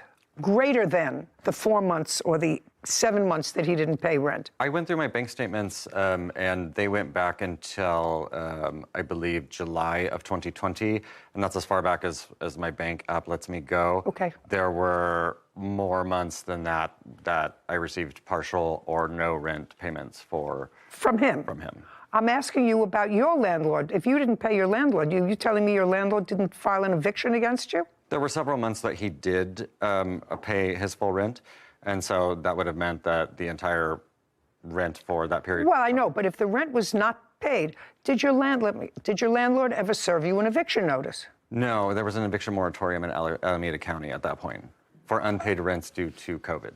Gotcha. So that would it be a fair statement that you both took advantage of that? He took advantage of it, and so did you. I wouldn't say that it was me trying to take advantage. I would just say it was my inability to cover the entire rent. Your portion as well as his? My portion was always covered. Your portion was covered? Yes. Okay. Now, Mr. Michelonius, when did you move from month and year? It was September of 2021. And when did you leave there? I believe it was the 3rd or 4th week of August of 2021. So you both left the place at about the same time. I left involuntarily, but yes. Well, you left involuntarily because that's what this case is about. Okay, so now I have the structure of it. Do you understand the structure of it? I understand. You understand the structure of it? I just want to make sure that people out there watching understand the structure of it. So you were the rentor, and you had an argument. It resulted in a protective order for somehow some genius put him out of his own apartment because of these protective. You weren't in the hospital for anything, were you, as a result of an assault? No. No. You have no medical records there of being treated for any injury. It was a harassment. Just a minute. Do you know my husband harasses me every day? Every day. I couldn't think of evicting him. I mean, you do other things. So the answer is, you were never treated for any illness. You were never treated for anxiety at a hospital as a result of this harassment. As a result of your allegations, let us say of harassment, Mr. Robertson was ejected from his own home, from which you had not been paying rent. Your portion that you were supposed to pay contractually with him for months because of COVID. Am I getting this story right? So far, I'm not finished yet, but so far, is there anything that I said was wrong? I think that's pretty close. I mean, Okay, so that's pretty close. And now what you are seeking here is, should I say basically, and I hate that word, basically, but it's appropriate in this case. So all of those haters out there, she used basically, I don't care. It's appropriate here. Mark Michelonis claims his former roommate, Christopher Robertson, owes for rent, a security deposit, and stolen property. Christopher is countersuing, claiming Mark owes him for rent. Now, what you're claiming in your lawsuit is that after a review of the copy of the underlying lease, you found that you were paying the vast majority of the rent. correct. And so you want a return of that money. That's correct. Under what theory in the law? Well, basically that he defrauded. No, me. now you can't use a basically. Okay. Okay. I want to know what theory is there in the law that says if I own a building and I lease to someone the whole building for $10,000, and then I find somebody who is prepared to pay me, and I have the first 2 floors of the building. 3rd floor is vacant. I find somebody who's willing to pay me $9,000 a month just for the top floor. That makes me a good business person. But unless there is something that prohibits him from doing that, There is, Your Honor. show me. There's a clause in the lease. No, just show me. Okay. I'm a lawyer. I can read a So lease. the sublease that I agreed to with him incorporates the entirety of this master Just a second, lease. I'd just like to see it, Okay. please, sir. I'd just like to see it.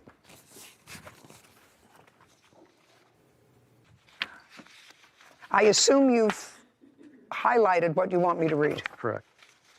Okay. So what you're pointing to is that the landlord, his landlord, was not advised that you were subletting. No. Well, that's why signed by every tenant. So that was one of the things, because if you look at the second lease, the one that was altered by Christopher to remove those areas so I wouldn't be aware, or I wouldn't be able to enforce them, was because he moved his boyfriend in without getting my consent. And so it says in there that he needs written consent. I understand that that doesn't apply to me, but he thought it did. And so he used whiteout on the other lease that I gave to you to obfuscate those terms. I don't know how to put this to you, sir, other than to say, let me backtrack. What kind of work do you do?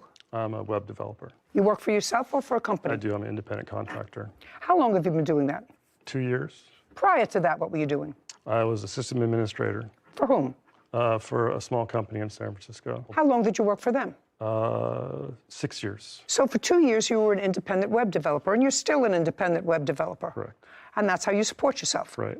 So you work out of your home. Right.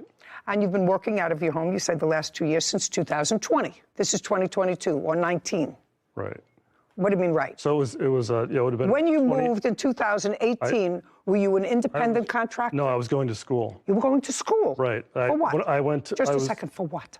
For web technologies. It was a program for web development technology. Did you go in person? Yes. It was an intensive. For how long? It was 3 months. It was 8 hours a day. Okay. Okay, so you went to school for 3 months. Right. During what period of time? January 2018 to end of March 2018. Okay, and at that time you were living with the plaintiff? Correct. Okay, so you needed a room for that 3-month period. And after that time, you supported yourself by being your own boss, by developing websites. It took me a while to find a job, but yes. What do you mean it took you time to find a job? The interview process to get work, I was interviewing, it was very hard to break into that industry. And so what did you do? So I started taking on independent work. So you never actually got a job outside of the independent work that you did? That's correct. So you support yourself by doing web development out of your home? Yes. So you used the home that you were living in, that room that you were renting, for not only your personal business, but you operated a place of business out of your residence. Okay. What do you mean, okay? Yes. Yes. I just want you to see how ridiculous you are. You want $10,000 because you overpaid what you consider your fair share of the rent. That's not going to happen. You come here, you didn't pay rent for at least 7 months because of COVID. You were working according to you. You were a web developer, still are. It's 2022 because you have no other job other than being a web developer. You stopped paying rent. You moved out after he did, correct? Well, did you pay? I'd like to correct in the something. month that you lived there, when you had put him out of his house because they were moving out. I did not put him out of the house. I thought that was a protective order. It was, but they were, and I put in the protective order that they were living with me, but they were moving, and so. No. They were living with you. You were living with them. Well, yeah, we were living together. No. You were living with the defendant. He wasn't living with you. You were renting a place, although you weren't paying rent from him, and the underlying landlord wasn't getting his money, all of his money, because he wasn't getting your money. And what's coming to me is that somebody got stiffed with rent, and that would be the landlord who rented you your place where you were living, because you didn't pay him the whole thing. You didn't pay him the whole thing. And now you want me, you're asking me, to award you $10,000 for overpayment of rent. Your Honor, could I clarify something? The times when I didn't pay rent, I was not working. It was during COVID, so the first couple months of the COVID lockdown, I lost all of my contracts, so I didn't have any money. And so I was using there was a COVID process where you could, basically say that, There's no basically in there, only I used it once. So I did not have the money to pay rent. I was not just making money and not paying rent. I would not do that. I was broke. All of my contracts dried up because nobody had any money. I was working for small So what are you companies. suing him for now? The government was very good to you. This is a very interesting America. It's a rent forgiveness, it's a rent moratorium. That doesn't mean the state where you live. What state do you live in? California. California. That doesn't mean the owner of this premises was given some sort of a break that they didn't have to pay for utilities, taxes, mortgage on the building, because it's used as a business. As far as I know, there wasn't a moratorium on that, but there was a moratorium on two seemingly able-bodied people to say to the landlord, I can't pay my rent. To add insult to injury, you think that I'm going to give you $10,000 because he charged you more than whatever the 3rd or 40% of your occupancy of the apartment, and he shouldn't have? That's not going to happen, sir. So forget it. Mark Michelonis has accused his former roommate, Christopher Robertson, of overcharging for rent and keeping his property. Christopher is countersuing Mark for unpaid rent. Now, you gave him a security deposit. That is part of your lawsuit. Correct. So I want you to forget the overpayment of rent because it is ridiculous. Okay. So now let's go to the security deposit, part of your complaint. Did he give you a security deposit? He did, Your Honor. Now, he didn't pay rent because of this moratorium Yes. on rent. Did you get your security deposit back from the landlord? I did. How much? I believe I got the total amount for the entire apartment, which was approximately $2,000. And how much did Mr. Michelonis give you as a security deposit? He gave me $1,250 for the security deposit plus a $300 pet deposit. Sometimes the pet deposit is refundable. Did you get the pet deposit back? I don't recall specifically if I got that back from the landlord. But you did get back your entire security deposit, which included his $1,250. Yes. Okay. That's correct. Let's hold that in abeyance for a moment, because now I'm going to go to your counterclaim. Sure. I think that's all I have to deal with. Oh, and property taken without permission. Did you get that property back? There was some... I did not. What property was it? There was a stone Buddha carving. There was some dishes, some glasses. Oh, give me a break. Do you have a stone Buddha carving? I have the stone Buddha carving. I have a small statuette, a rooster that is his, and a small metal. Great. Would you pack those up? Yes. Do you live close to each other? I haven't been able to because of our mutual restraining orders. Fine. Do you know where your local precinct is? Yes. Where is it located? I believe that the closest one would be downtown for me, downtown Oakland. Okay. You'll find out before you leave today. In 5 days, drop it off at the local precinct. Absolutely. Let him know when, and he can go pick up his Buddha. Yes, I don't want Great. bad in my home. Terrific. Now, money owed for COVID debt is your counterclaim. Yes. Which is what? It is a total of $55.35, I believe. For what? That is the unpaid rent. But you didn't pay his rent, you just told me. Right, and so this is the outstanding balance of the rent that he never paid that I'm responsible for as the master tenant. Oh, no, you just told me that you got your security deposit back. If you got your security deposit back, sir, that means that the landlord is finished with you. According to the law... Not according to the law. If you got your security deposit back, the entire security deposit, the landlord has written it off, because otherwise he would have taken your security deposit if you owed him or her money. Do you understand what I'm saying? It's very simple. I understand what you're saying. It's very simple. I wish I could explain that to them in your... Well... in your manner. I want to tell you something. I've been here a long time. If a landlord is owed $5,000, yes, he doesn't say, well, tenant owes me $5,000, but his apartment was clean. I'm going to give him back his $2,000 security deposit. That doesn't happen. So only in the land of Oz does that happen. They might live there. No, they might live there, but I don't live there. Okay. You owe him $1,250 for security deposit. This case is over. Your counterclaim's dismissed. We're done. Court is adjourned. Thank you very much. I would just like to bring... Goodbye.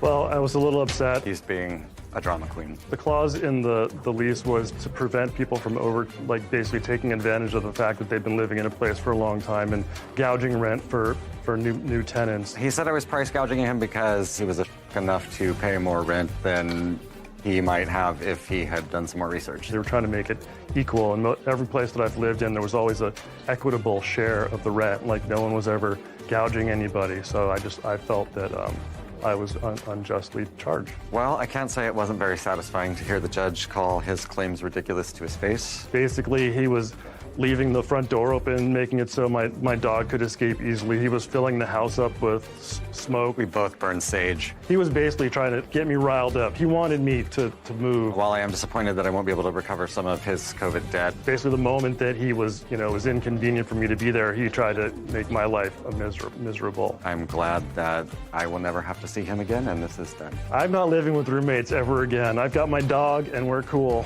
He was a nightmare, and I never have to see him. Far be it from me to second guess another judge, but it would seem to me sort of outrageous unless there was some sort of a physical altercation.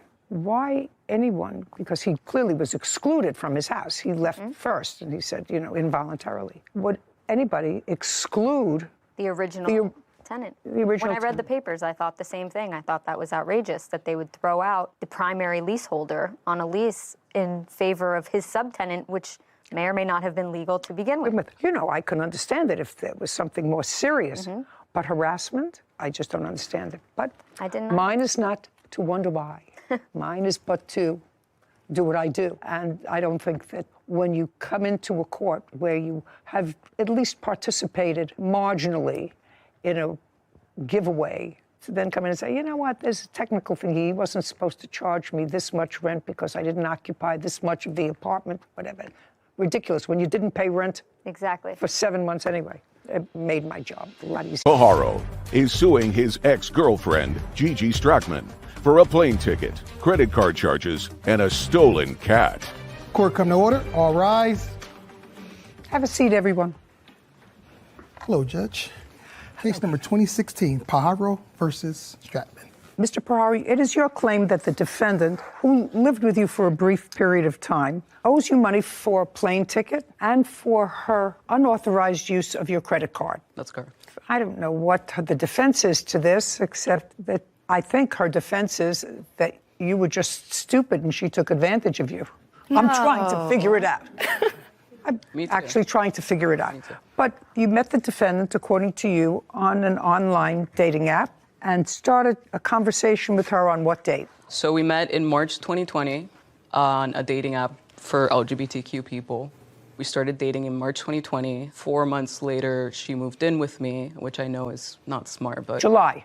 Yes, in July 2020. And where had she been living? She had been living in Florida. And where do you live? I live in Seattle, Washington. Did you send her money for a plane ticket? How did she get to you? She had money herself at that time to cover the cost of moving. So she moved and it was her own funds that she used to Yeah, move? the swindling hadn't started yet. You must have had some substantial What is this? What is this look? I don't know what this look is. Oh, it's just the verbiage. Okay, well, let me go back and let me start with you, okay? Because there's only one theatrical person here in this room, and that's me.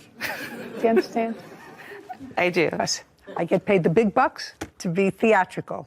Okay, so Miss Strackman, you lived in Miami. He lived in Seattle, Washington. You decided to move in with him. What kind of work were you doing in Seattle? I was a video editor, but when COVID happened, everyone kind of lost their jobs. And what arrangements did you make with him when you were going to move in with him? He told me that if I gave up my life in Florida, I had a very lovely apartment, lots of friends. You had a lovely apartment, you had I nice gave up friends, everything to but go no and job. move to Seattle. Okay, so he said, move to Seattle and I'll take care of you. Yes. That's what you say in here. Yes. And that was in July of 2020. Yes. Is that about what you said to her? No. The reason she moved in, again, it was 4 months after we started dating, which normally... Had you seen her during those 4 months? We had Zoom. That's either yes or no. No. No, you had virtually. no physical contact with her? No. Okay. But because we were in lockdown and we were both pretty isolated, it made sense. Her lease was ending and things moved really fast between us, so we decided to try it together. Yeah. Okay. Was there any discussion about what she was going to do once she got to Seattle? Yeah, so as she stated, she was a freelance video editor,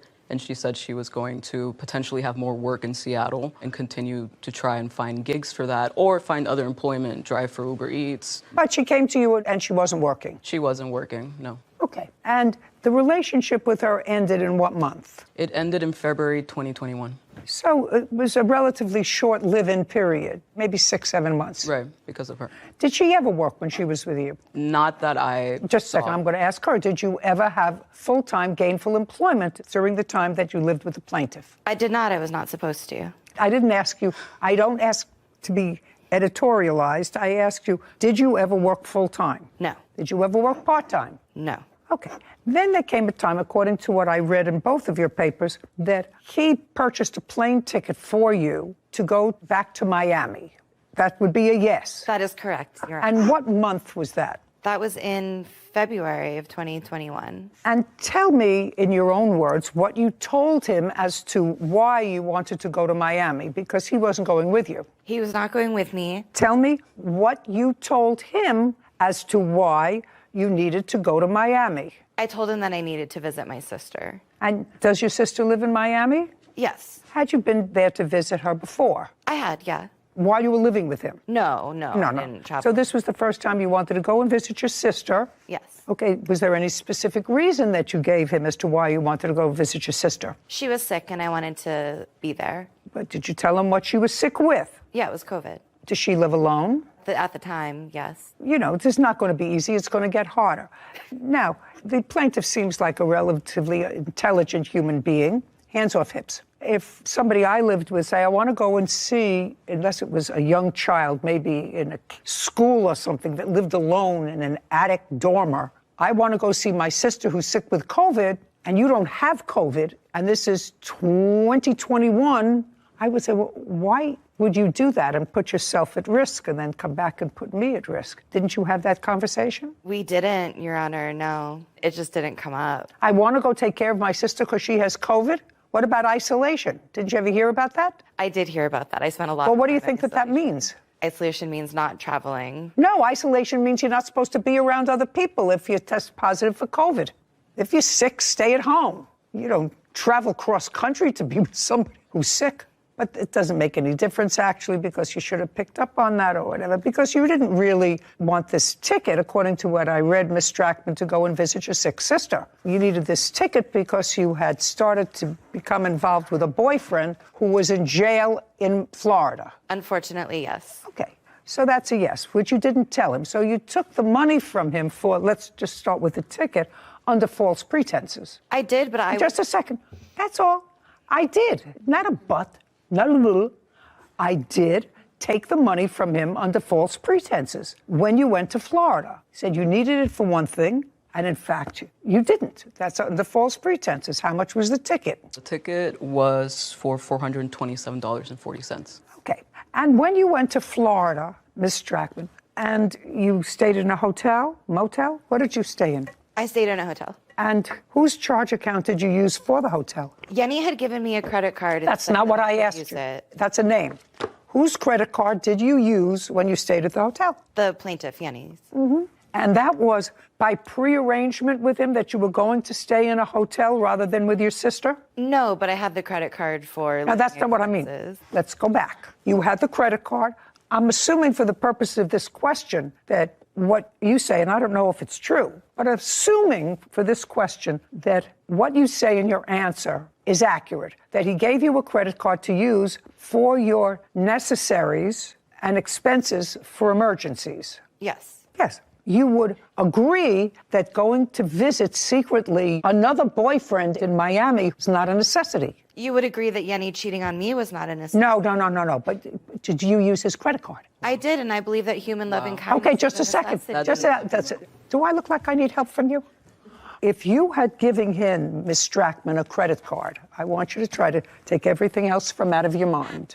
If you had given him your credit card and said, I'm giving this to you because I said to you I would take care of you when we lived together if you didn't have a job. Let's say I believe that. I'm not so sure, but let's say I believe that. You would agree that going to see another boyfriend across the country was not a necessity for him. Or for me, or for Whitney, for you, no, or for Sarah. For me, I'm a woman with needs. I need dopamine, I need love, I need connection, and I wasn't getting that from Yenny. So it was a necessity that I went to go visit another man. Yenny had other girls as well on the side. But you didn't, just a second, Miss Strackman, you didn't pay for the other girls. You didn't pay for his other girls. I paid emotionally. Oh, you said, what an idiot.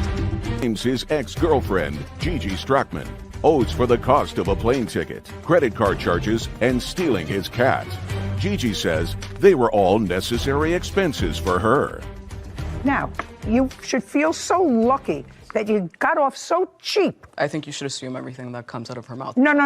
Yeah. Because if I had, I wouldn't be here. I get who I'm dealing with, Yes. sir. $427 for the flight ticket. How much was the credit card? The credit card, also there's an incident with my cat as well, which Just a second. I'll address later. Well, I'm going to get to that in a minute. That's your least strong suit, but it sort of tells me again who I'm dealing with. Okay. How much did she use on the credit card in Miami? Okay. So only in Miami. Right. In Miami, she spent $1,000 on... Now, just a second. Is that a sheet from your credit card company? Yes. I'd like to see it. Easier. Would you like me to add the $427 for the flight ticket? Yeah. Let's separate the two for me now. Mm-hmm. Okay. Giving you start, just show me where the bills are. So those are two separate credit card statements because she used it in 2 separate months. One of those is when she initially started using it, which was... I don't care when she initially started. Let's understand. Yeah. She got your credit card. Yes. I only want to see the charges from Miami. Okay, it's the one that says bail bonds, the bigger charge, which was... Okay. How much? That was for $1,000, but overall it was... No, $1,000. We're going to do it this way. $1,000 bail bonds. Yes. Okay, next. And then she spent $262.50 at a hotel for both of them. $250 for a hotel. And then she spent $105 on a fancy dinner for her and her lover. And her what? And her lover. Okay, 150? 150 is not fancy. That's the kind of person you're dealing with. 150. I don't think there's a question before you, madam. 10, 4, $1,400 there. Is that close? Including the 1,000? Including the 1,000, but then not including the 425, so it would be 1,827. Correct. Thank you. Okay. Now let's get to the final issue. So that takes care of your plane ticket and the credit card while she was in Miami. Now let's talk about the cat. Ms. Strackman, you moved in with the plaintiff July of 20. Yes. And when you moved in with the plaintiff, did he have a cat? Yes, he did. Okay. And what was that cat's name? That cat's name was Momo. And you lived with him a total of approximately 6 months. Yes, Your Honor. And during that time, the cat... No, I didn't ask you any questions. There's no question before you. There's no question before you. I have dates. You moved in, you lived with him for 6 months. When you moved in, the cat was there. And if you recall, in what month and year had you gotten the cat? I got Momo right before she moved in with me as an emotional support animal, which is legally protected. When you say right before she moved in with you, give me the month. It was and where did you get the cat from? June 2020. I adopted her from a shelter. So you didn't have the cat long? No. When she moved in? No. And then the two of you had the cat? Yes. Okay, but great. The cat was and then when she, just a second, then when she left in February of 2021. Mm-hmm. Okay. We are now in August of 2022, and you recently filed this case with regard to your cat. Right. I didn't know where she was. Just a second. Disappeared. I don't care. Okay. You recently filed this case with regard to the cat. Did you make a police report when she left with the cat? I don't. The answer is either yes or no.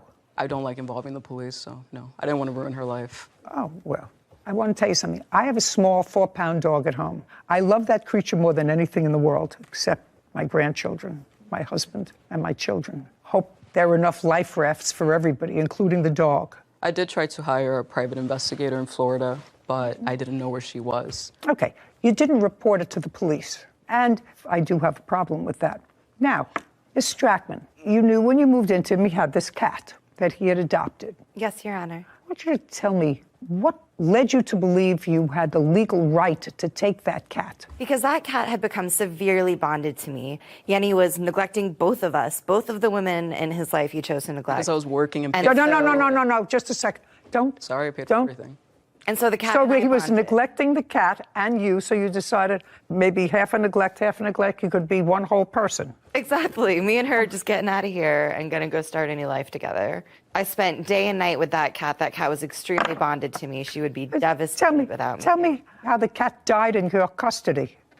Tell me how the cat died in your custody. That's not a smile story. It's not. No, it's absolutely devastating. I am completely torn up about it. Unfortunately, my boyfriend's dog was not accustomed to cats and mistook her for a toy, and she did not survive that. What kind of a dog does your boyfriend have? We don't know the breed. I've never done the genetic testing. Do you have a picture of the dog? I do not. I didn't bring any evidence. I was hoping you just used brought your smile. Okay. She's not with her boyfriend. She said, I didn't ask you a question. There's no question before you. Love transcends bars, Annie. Okay, 1827, $1,000 for taking his cat, and because you're a fool. 7, 2, 8, 2827, judgment for the plaintiff. Thank you very much. We're done here. This court is adjourned. First of all, I'm glad, and I think justice was served. I'm not for Momo, but for the other scams that Jacqueline pulled. Then I need dopamine, I need oxytocin, I need love, I need care. Well, credit card fraud. And Yenny said that they were going to be the person who was going to give that to me. Deception, played with my heart. And then didn't, so I had to find it elsewhere. It was incredibly, this was Momo. I did not have the cat killed. I was very attached to Momo. That was my cat as well. It was incredibly hard to deal with. I was also alone when I had to process that news, so. I did not set a hitman out on the cat. That's a lot to say. She saw me as a sugar daddy, and she saw herself as a wannabe Anna Nicole Smith. Unfortunately, neither of us are those things. Could I plead the fifth on finding another sugar daddy? Yet another lesson we learned about cohabitants living together and the rules of what not to do. No cars, no pets, no money exchanges. No joint pets, no joint. Exactly. But today we learned a shares. new one. Today, don't give access to your credit card to anyone that you don't want racking up charges for any purpose, even to visit a secondary lover in another state. You know, the divorce rate in this country is still hovering we're around 50%. The living togethers who don't quite make it to the marriage place is a much greater number. Yeah. Living togethers don't stay together 70% of the time. Why in the world would you buy a pet together? It's a risk. Car together? A timeshare together? True. Or give somebody a credit card. Yeah. At the time that you do it, you're happy with them. But since at least 70% of the time you're going to go your own separate ways, at that time you're mad at each other. And the lines get blurry. And the lines get blurry, absolutely. Case number 2024, Morgan versus Davis. All parties, please step forward. Corey Morgan is suing dress designer Jacqueline Davis for party costs and a dress deposit. Miss Morgan, this is what this case is about in a nutshell. You were celebrating a birthday. When was your birthday? March 24th. And you always make a big deal, according to you, about your birthday. It's a very important day of the year for you and for everybody who knows you. Correct. Yeah, that's the way Sarah feels, actually. Me, I sort of like to forget birthdays now. I like it to run right by that day as undercovered as possible. Anyway, you celebrate your birthday with a big party. Right. And according to you, you get a spectacular dress for this party, invite everybody that you know and care about. How many people were you having for your birthday party? It was going to be about 12 people. Where was it going to be held? It was going to be at the James Harden restaurant. Who was going to be there? My best friend from Chicago, my mom, my dad, just an intimate setting of family and friends. Mom, dad, your best friend from Chicago. Who else? Just family, cousins, aunt. And you couldn't get the restaurant for that day, so you made it in April on a different day than your birthday. Yes, I originally booked it in January 18th. The restaurant, it's a big deal, so yeah. Whatever. It was postponed until what date? Yes, ma'am, April. Jacqueline Davis is responsible for party costs and a dress deposit. Jacqueline is countersuing, claiming Corey owes for travel costs. And you ordered your dress from the defendant. You found her through a mutual friend because she makes wonderful clothes. The defendant also is a tax preparer, I understand. Is that right? Yes, ma'am. So she's busy. So she makes clothes. She's a tax preparer in season. You made arrangements with her to make your dress, and she was going to make your dress at the cost of $300. According to you, you didn't get your dress in time. It was never fitted at all after your initial measurements were taken. Is that correct? Yes. And since you didn't have the dress for your dinner, you had a terrible birthday, you canceled your birthday, and you want her to pay for the dinner. Yes. Not happening. Just the build up. That's Miss Morgan. How old are you? I just made 35, so it was the build up leading to it. So if you turn 35, I'm a lot older. Sarah's younger, and my other grandchildren, you know, were around that age.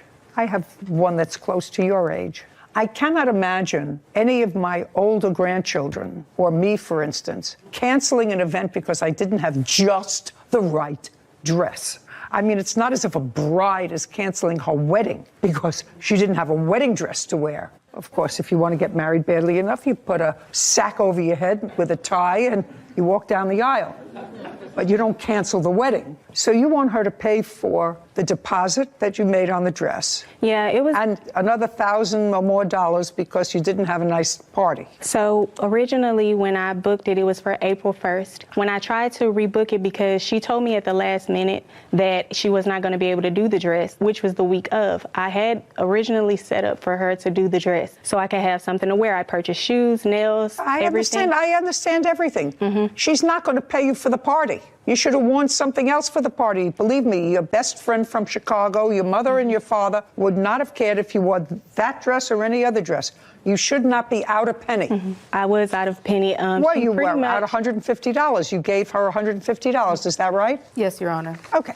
I gave it back to her. I sent her a refund. Oh, you did send her a did. refund? Yes. Did you? Just a second. Up. When did you send her a refund, Miss Davis? I sent her a refund on March 29th. She requested a refund on March 28th, and I sent it directly to her. To her on March 29th? Yes. How did you send it? By check or? She sent me the money via Cash App, and I returned it via Cash App. Do you have verification of that? Yes, I do. And she kept that money? Yes.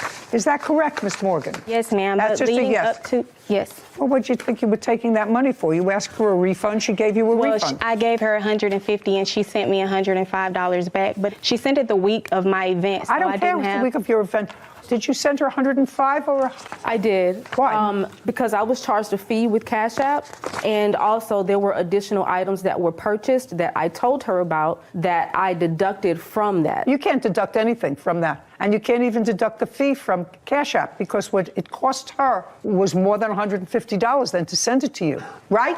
Right. Right. So why should you send her less? Because I previously explained to her that I needed to order stones. Those stones were ordered. Oh, then you're going to have to eat those. You didn't have the dress in time. You didn't have the dress in time. The dress wasn't done. No, it wasn't done. Not even according to you was it done. She hadn't had a fitting on it. The problem is you gave her money, and you should have sent her exactly what it is that she sent you because you didn't fulfill your end of the contract. A day before the party is not time to say it's 95% ready. Okay. She has to give you $145.88, which is exactly what she received. Am I correct that that's what she said? That is what she said. $145.88? Okay. She doesn't pay you for your disappointment, for your sorrow, for your party costs, or anything else, just for my own information, because that's my judgment. Did you spend your birthday with your mother and father? That's either yes or no. No, ma'am. Who did you spend your birthday with? My boyfriend. Oh, was he invited to the other party? The dinner, yes, but I had to cancel the dinner. I'm just asking. Yes. You didn't have to cancel the dinner because you didn't have a dress. That's what I'm trying to get to you. You could have gone to your dinner in that dress. I know, it's silly, and it's a little bit immature also. What about your best friend from Chicago? You told her not to come in because you didn't have a dress? Well, I told him that I would be canceling the dinner because I purchased shoes, my nails, everything was accustomed to the dress. So when she didn't deliver the dress, everything was already in black and silver. I did not have a chance to go look for anything because it was the week of. Oh, yes, of course you did. Of course you did, black and silver. You put on black pants, black top, and you put on silver around your neck. We're done here. Don't be ridiculous, Miss Morgan. You have to grow up a little. You have to give her back her money.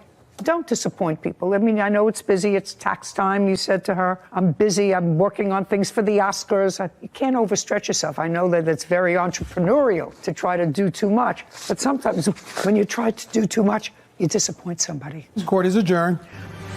I'm not happy about it just because I'd already given her a refund. I'm happy with the decision.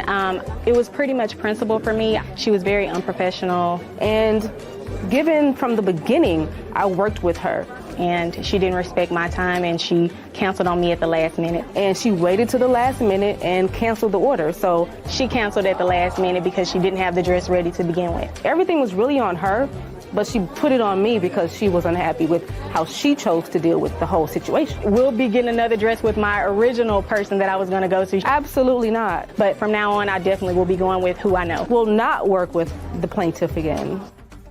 So I remember seeing through COVID, a lot of wedding dress shops closing down and the stress of brides going for fittings and seeing their dress, picking their dress, and then the shop just closed right out from under them. I wonder if any of them canceled their wedding because they didn't have the right dress. I think that one of the life's lessons is as you get older, you have to prioritize the importance of things. True. Spending time with friends, family, out of town, coming for your birthday. I couldn't imagine canceling an event just because you didn't have the right outfit. dress. Because you didn't have the right dress. So I think that there's a lot of growing up to do, maybe a little less narcissism, because it would seem to me spending time with your boyfriend, your mother, your father, your best friend from Chicago is more important than having the right dress to fit your nails and your shoes. I agree. Maybe I'm just... Michael Griniger is suing truck mechanic Sean Antle for a truck engine and repair costs. Court come to order. All rise. Have a seat, please. Hello, Judge. Case number 2022, Griniger versus Intel. Thank you. Mr. Griniger, how long have you and the defendant been friends? I've known Sean probably maybe 3 or 4 years now. From where? He lives about 3 blocks away from me. I've met him through another friend that told me he worked on his vehicles before. You did mechanical work? Yes. What kind of business are you in? Construction, you name it, anything construction. And you have a couple of trucks? Yes. How many? I have one commercial vehicle, and then I just have a Chevy Avalanche. The commercial vehicle, would you describe it to me? That's the one he was supposed to work on? Yes. Describe it to me, please. It's a 16-foot box truck. How old? A 97. 1997? Yes, ma'am. It's as old as Sarah. And I suppose it needed a little work. Yes. And you took it to your friend. Yes. Did you drive it over there to his house 2 or 3 blocks away? Did you have it towed over to his place? We had to have it towed over there. It was operable before. But you had it towed. Yes. Yeah. And what month and year did you have it towed there? I believe this started in June of 2020. And Mr. Rantel, you looked at it and you determined it needed a new engine. Well, I looked at it. Actually, I did some work prior to that. The intake manifold gasket was... You mean before June of 2020? Yes. And then the truck was running? Then he took back... Running very crappy. So it was not running well even after you fixed it? After I put the intake gasket on, I had it started, it made the same noise. We decided to put an engine in it. Okay, so it wasn't working after the initial work you did on it? No. Decided to put an engine in it. How much was it to work on the engine? He gave me a little bit of money here, a little bit of money there. It was not all in one lump sum. How much did he give you? It was 100 here once, 100 here twice, a couple different times, you know. How much money did you give him? 800. How much did you quote him for the whole job? 1,000. So he gave you 800, and according to the papers that Mr. Griniger filed, he also purchased an engine. Yes. And this was in June of 2020. I didn't get the motor at my house until I'm trying to think. It was in the winter, it was in December. Of 2020? Yes, 2020, yep. Do you have the date that you purchased the engine? Yes. What was it? January 7th, 2021. Okay, so the truck sat on his property for 6 months Yes. before you got the engine, which was needed to fix it. Yes. He said it was the intake plenum. Was that in June of 2020? Yeah, that's when it began. That's the whole... Okay. When did he tell you that you needed an engine? In what month? Do you recall? That was in January. So the truck sat there, and finally you told him that it needed a new engine, but it was already sitting there for months. I told him 2 or 3 months prior to that. Okay, so it was sitting there for 3 months or 4 months? Yes. And he'd already paid you the $800? He gave me a little bit here and there, yes. They already paid you the $800 towards the 1,000. So this is what the case is about. The truck has never been fixed. He doesn't have the engine anymore. He scrapped the engine, according to him. Yes. So you want what you paid for it, the engine. Yes, Your Honor. First of all, Mr. Ransell said, well, he worked on another truck for you, a smaller truck, and so that ate up the $800. And you didn't come for the engine, and finally he just sold it for scrap. Mr. Antel, were you very busy during this period of time? Not really, no. Well, could you tell me why it took 3 months for you to tell him that he needed a new engine? He knew after I put the plenum gasket back on. I called him on the phone. What month? It had him in November, right before Thanksgiving. So at the end of November. So you had the truck since June. June, July, August, September, October. You had the truck 6 months. Could you tell me why? Why? I had problems with it. I couldn't get the bumper off. I couldn't do none of that. Well, but that's your responsibility. You undertook a job. Yeah, I took the job because he was supposed to help me, and he never did. He was supposed to help you put in the new engine? Help me get the bumper off, and then I had problems with the city of Brooklyn Center. No. He was supposed to help you get the bumper off, and because you couldn't get the bumper off, you couldn't do the engine. Is that what you're telling me? Yeah, because it was rusted solid. Shh. I assume, I've read your papers, I assume this is the mechanic that you say helped you work on another car for him that you gave money to? Yes. Okay, so that's why he's here. Yep. Okay. In what month and year did you fix this other car? January of 2021. 2022. So in January 2022, the truck was where? The Avalanche. The big one. At his house, at Mike And Rager's. he brought you another truck? Yes. Which other truck did he bring you in? The Chevy Avalanche. The big truck, the commercial truck, is now back at his house. Yes. And it went back to his house because they were going to tow it from the city. Yes. And you say in January, he then brought you a different truck. Yes, of 2022. That you worked on. Yeah, completed it. Just a second. Do you recall that, sir? No, it's not exactly how it went. Did you, in January of 2022, did you bring him, you had the big commercial truck back at your house because it had to be moved. Yep. You hadn't gotten your $800 back? Nope. And he still had the engine? Yep. In January of this year? Yep. So, yep is not an answer, yes is an answer. So, why, sir, under those circumstances, would you bring him another car to fix? Sean Antle owes for a truck engine and repair costs. Sean is countersuing, claiming Michael filed a false police report against him. Now, you hadn't gotten your $800 back? Nope. And he still had the engine? Yep. In January of this year? Yep. So, yep is not an answer, yes is sorry. an answer. So, why, sir, under those circumstances, would you bring him another car to fix? Because then I had absolutely no transportation. I needed something to work. Just a second. You have a big truck, you had a little truck. So, the big truck is now immobile, it's at your house. And the only working vehicle that you had needed work on it. Yes. So, you brought it to him? Yep.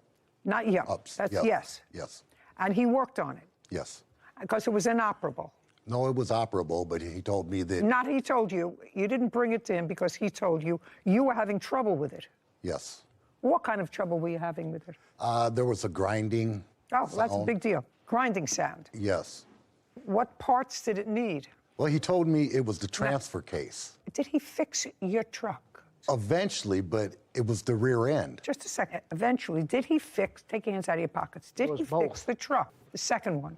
The smaller one? Yeah. The one that you needed for Yes, transportation? eventually, yes, he did put in a rear end. Okay. Did you pay him for that? Yes, ma'am, I did. How much did you pay for that? $300. How long did he have it? Oh, he did that within about a week. 2 days. 2 days. Okay. So it took you 2 days? Yes. Did you give him a bill for that work? I didn't give him nothing, just a word of mouth. He says that he gave you $300 to fix that car. Did he give you $300 to fix that car? No, he did not. Okay, do you have any proof? $600 altogether. Just a second. Would you please show me any proof that you have that you gave him $300 to fix that car? I don't have proof of the money that I gave him. I just have the receipt. He doesn't got it. Okay. I just have the receipts for the parts that I bought for the vehicle. Okay. He first said it was the transfer case. I buy a transfer case. Doesn't matter. He's working, so. Yeah, but I paid him to do something. He took something apart of the truck. It wasn't even the problem. But yet I still paid him for it. But this, quite honestly, I don't And then understand. I paid him sir. for the rear end, too. I don't understand a couple of things. Okay. If I've been disappointed by a workman, as you clearly were, from June 2020 until January 2022, because they hadn't completed a job for you, despite the fact that you purchased the part, I wouldn't call that same mechanic back. I wouldn't call that same plumber back. I wouldn't call that same electrician back because I'd had a bad experience with them. So it confounds me as to why you would take another vehicle to him if you were so dissatisfied with his work. Understandable. Yeah. Well, so what? Felt like I was in, in a tight spot, and I really couldn't What kind of afford. tight spot were you in?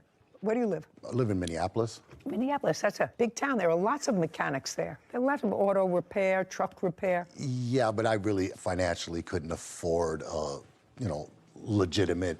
Well, that's what happens when you deal with a legitimate. But I don't understand why an otherwise intelligent man would take his only semi-operating vehicle to the same person who had his truck for a year and didn't fix it.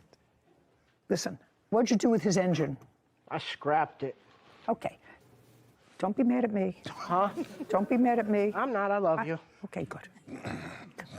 Thank you. When did you scrap it? The end of April of 2022. Did you give him any notice that you were going to scrap his engine? No, I did not.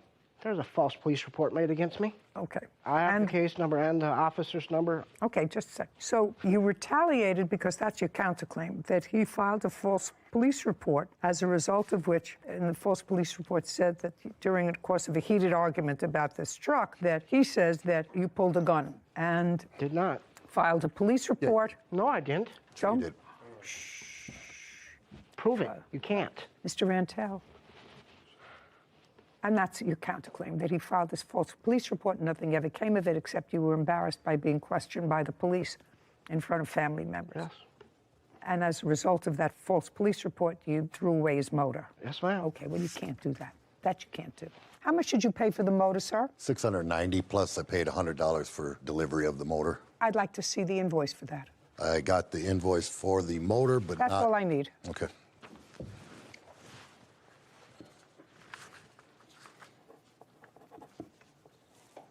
Thank you. So, Mr. Rantel, so that we're clear, you have to understand you can't get even by selling somebody else's property. I didn't What you sell do? it. I didn't sell it. I Scrap. gave it away. It doesn't matter. By disposing of. Let's make it disposing of. When you say you scrapped it, you mean nobody gave you $10 for it?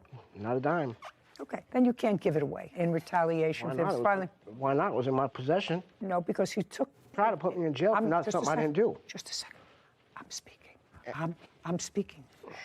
You cannot sell someone else's property in retaliation for them doing something to you when you have legal recourse. Your legal recourse is to come here and file a case. You did it as a counterclaim and say he filed a false police report against me that I was using a gun. So that's what you do. The response to that isn't, I'm going to sell his property. That's not your response. You know, when I used to sit in family court, I had young people, one of whom was selling drugs for a very long time, heavy drugs.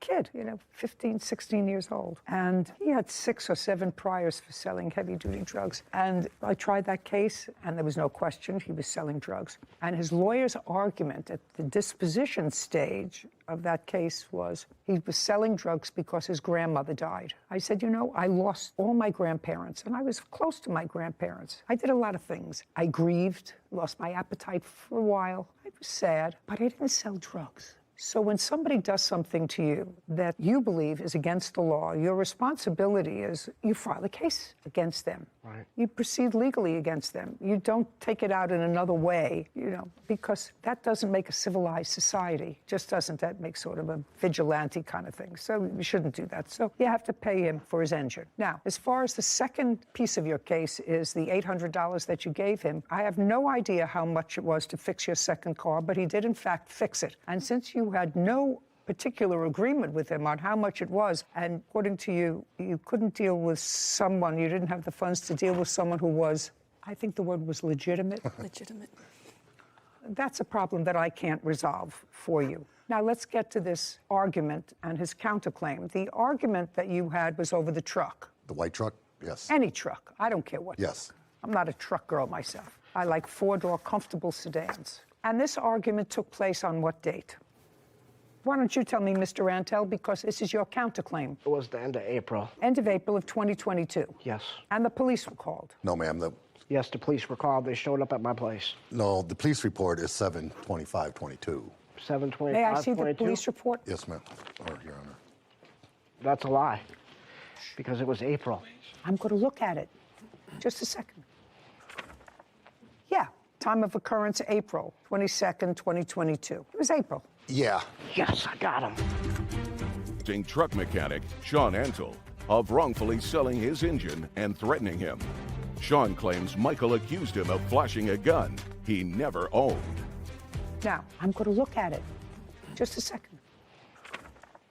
Yeah, time of occurrence, April 22nd, 2022. It was April. Yeah. Yes, I got him. You have a driver's license? It's currently suspended. How long has it been suspended, Mr. Gruniger? About a year now. What were you doing driving a vehicle? I wasn't. They were towing the vehicle with a tow chain. I understand that. But you drive a vehicle, sir. I was steering the vehicle. What does that mean, you were steering the vehicle? Driving it. The vehicle Just- moving at 4 miles an hour. I don't care if it was Behind- running backwards. I just asked you. You have no license because, according to the police, you having a driver's license would be inimical to public safety. That's what it says here. Now, why is that? Have you had accidents in the past? Yes. Yes. Serious ones? Yes. Okay. You don't need a truck. You don't need a car. You have no driver's license. No, ma'am. Me and my son, we work construction together. He drives. Do you know how old I am? Do you have any idea how old I am? You think that I believe that? I was only going 4 miles an hour. I will set the rules of what it is that means driving. You go 5 miles an hour, it's really not He lives driving. 3 blocks away from him. We were just I don't care. towing it down the street. I don't care whether you were in the kitchen, he was in the laundry room. And when you spoke to the police, Mr. Gruniger, there were 2 other witnesses, and you would not give them the last name or contact information for either of them. Is that right? That's what it says here, unless it's calling Yeah, the I police didn't know lights. his last name. And you wouldn't give them your son's name because you say he doesn't like police. And that I want to make straight. That is not true. I would not tell a police officer my son It should doesn't be noted like that police. Gruniger stated that Michael Jr. would not give a statement because he didn't like police. Right. As well as That's Gruniger not would true. My not little give the brother's phone a number police for Michael officer. Jr. I'm just telling you, I'm reading you what I know, I'm what sorry. you handed me. It's your evidence. Yep, I'm sorry. Okie dokie. Did you make an application, Mr. Gruniger, for any sort of protective order against him? No. No. You were advised by the police that you could do that if you wanted to. No. Interesting. Yeah, that report is interesting. It was you, your son, and this person, Kyle, who were present, and only Mr. Antel. Is that right, when this confrontation took place? Yes. And according to you, you got out of your truck and you started walking towards him aggressively. That's according to you. That's not true. He's 40 feet away from me. No. According to you, I'm reading you what your police report says, sir. Yeah, but I'm reading what your police report says based upon what you told the police at the time back in April. it's not entirely correct. Griniger stated that he started advancing towards Antel. Griniger also stated that he called Antel you while he was walking towards him. It should be noted that Griniger stated, and this is all on body cam, that he was walking towards Antel aggressively. Griniger stated that Antel then pulled what he described as a black handgun out of his sweatshirt pocket. He described it as black and silver trim. He stated that he did not point it or say anything, just showed it to him to make you aware that he was carrying. And after the police interviewed both of you and confirmed the two people with you were out and you were walking and confronting him aggressively, called his names, and could not confirm the fact that he had a gun, took out a gun, not pointed it to you, just showed you that he had it, they decided to do nothing. That's what you're telling me. That's what this report says. Yeah, they didn't validate it as a threat. They did not validate it at all.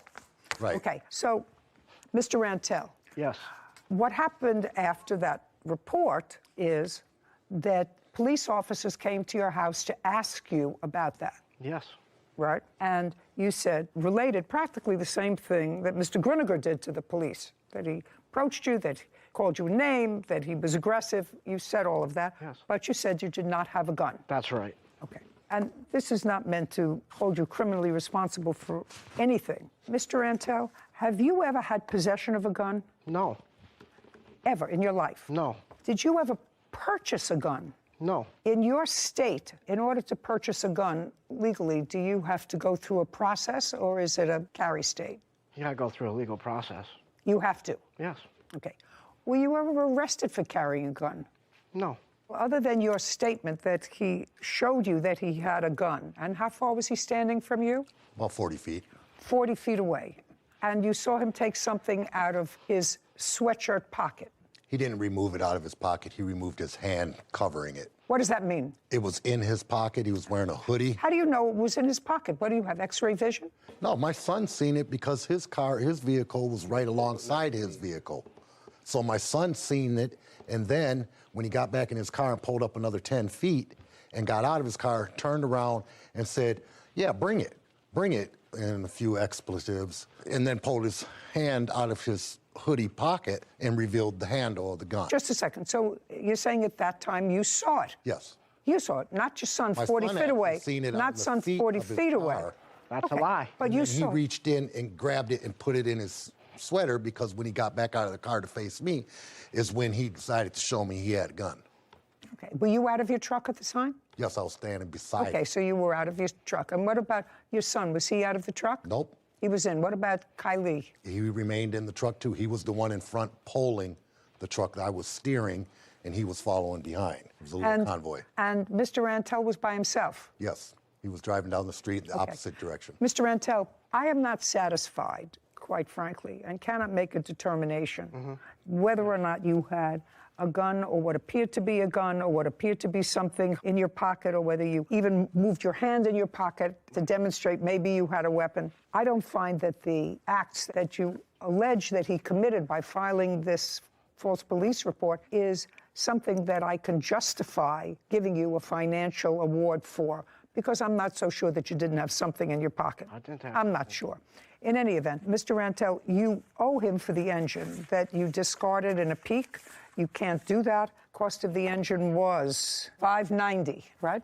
$590. Judgment for the plaintiff. Ma'am, We're finished. Your Honor. We're done. Is adjourned.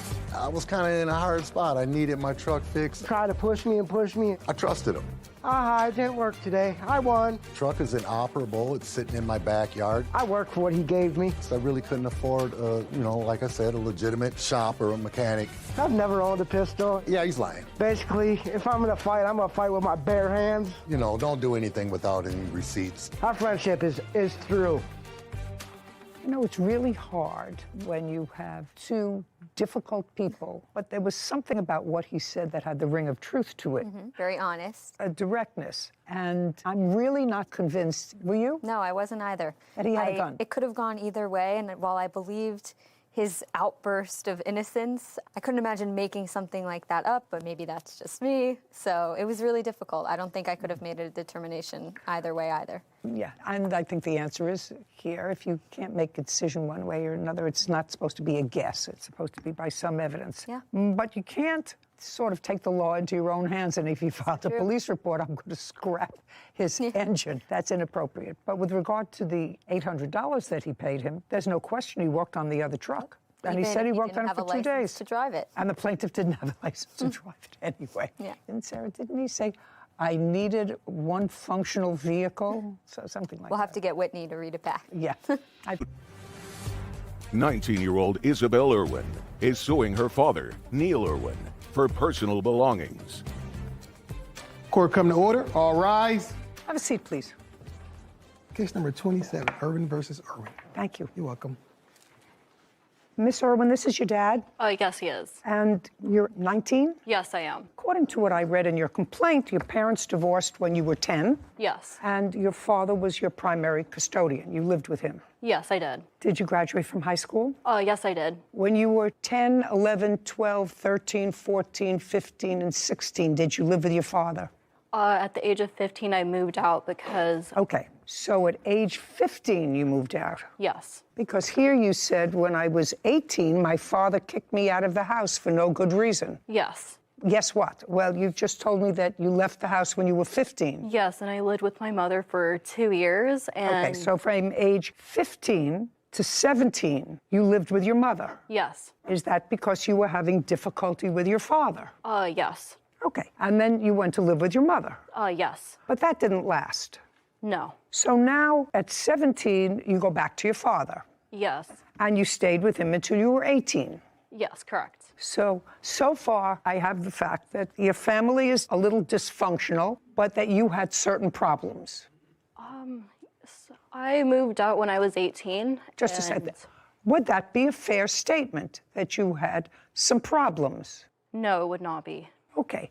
What high school did you graduate from? It's a school partnered with the National Guard for kids that are off track to get them back on track. Did you have to pay for that school? No, they are paid by the government. Could you look them up for me? Yeah, it's a residential program for youths aged 16 to 18 who've dropped out of school or who are seriously behind in credits and need to catch up quickly. Okay, so you were dropped out of school? No. Or seriously behind? Yes. Dropped out or behind in credits.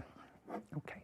And how old were you when you graduated from... I was 17 years old. And so at that point, you moved in with your father? Yes. And why did you leave when you were 18? He had evicted me. Okay. And I'd like you to tell me your version of his evicting you when you were 18, because this case involves you're suing your father for items that he disposed of that were yours, and you want this court to award you $7,400 for the things that he disposed of that were yours. Yes. Okay. So tell me why you believe he evicted you when you were 18. I believe he evicted me when I was 18 because I was buying my first car and he got jealous of the car I had, and he stated that when I moved back in for the second time. He evicted me the second... No. We're on the first time that your father evicted you, not the second time. The first time your father evicted you, I can ask him, or you want me to stay with you? You can ask him. Fine.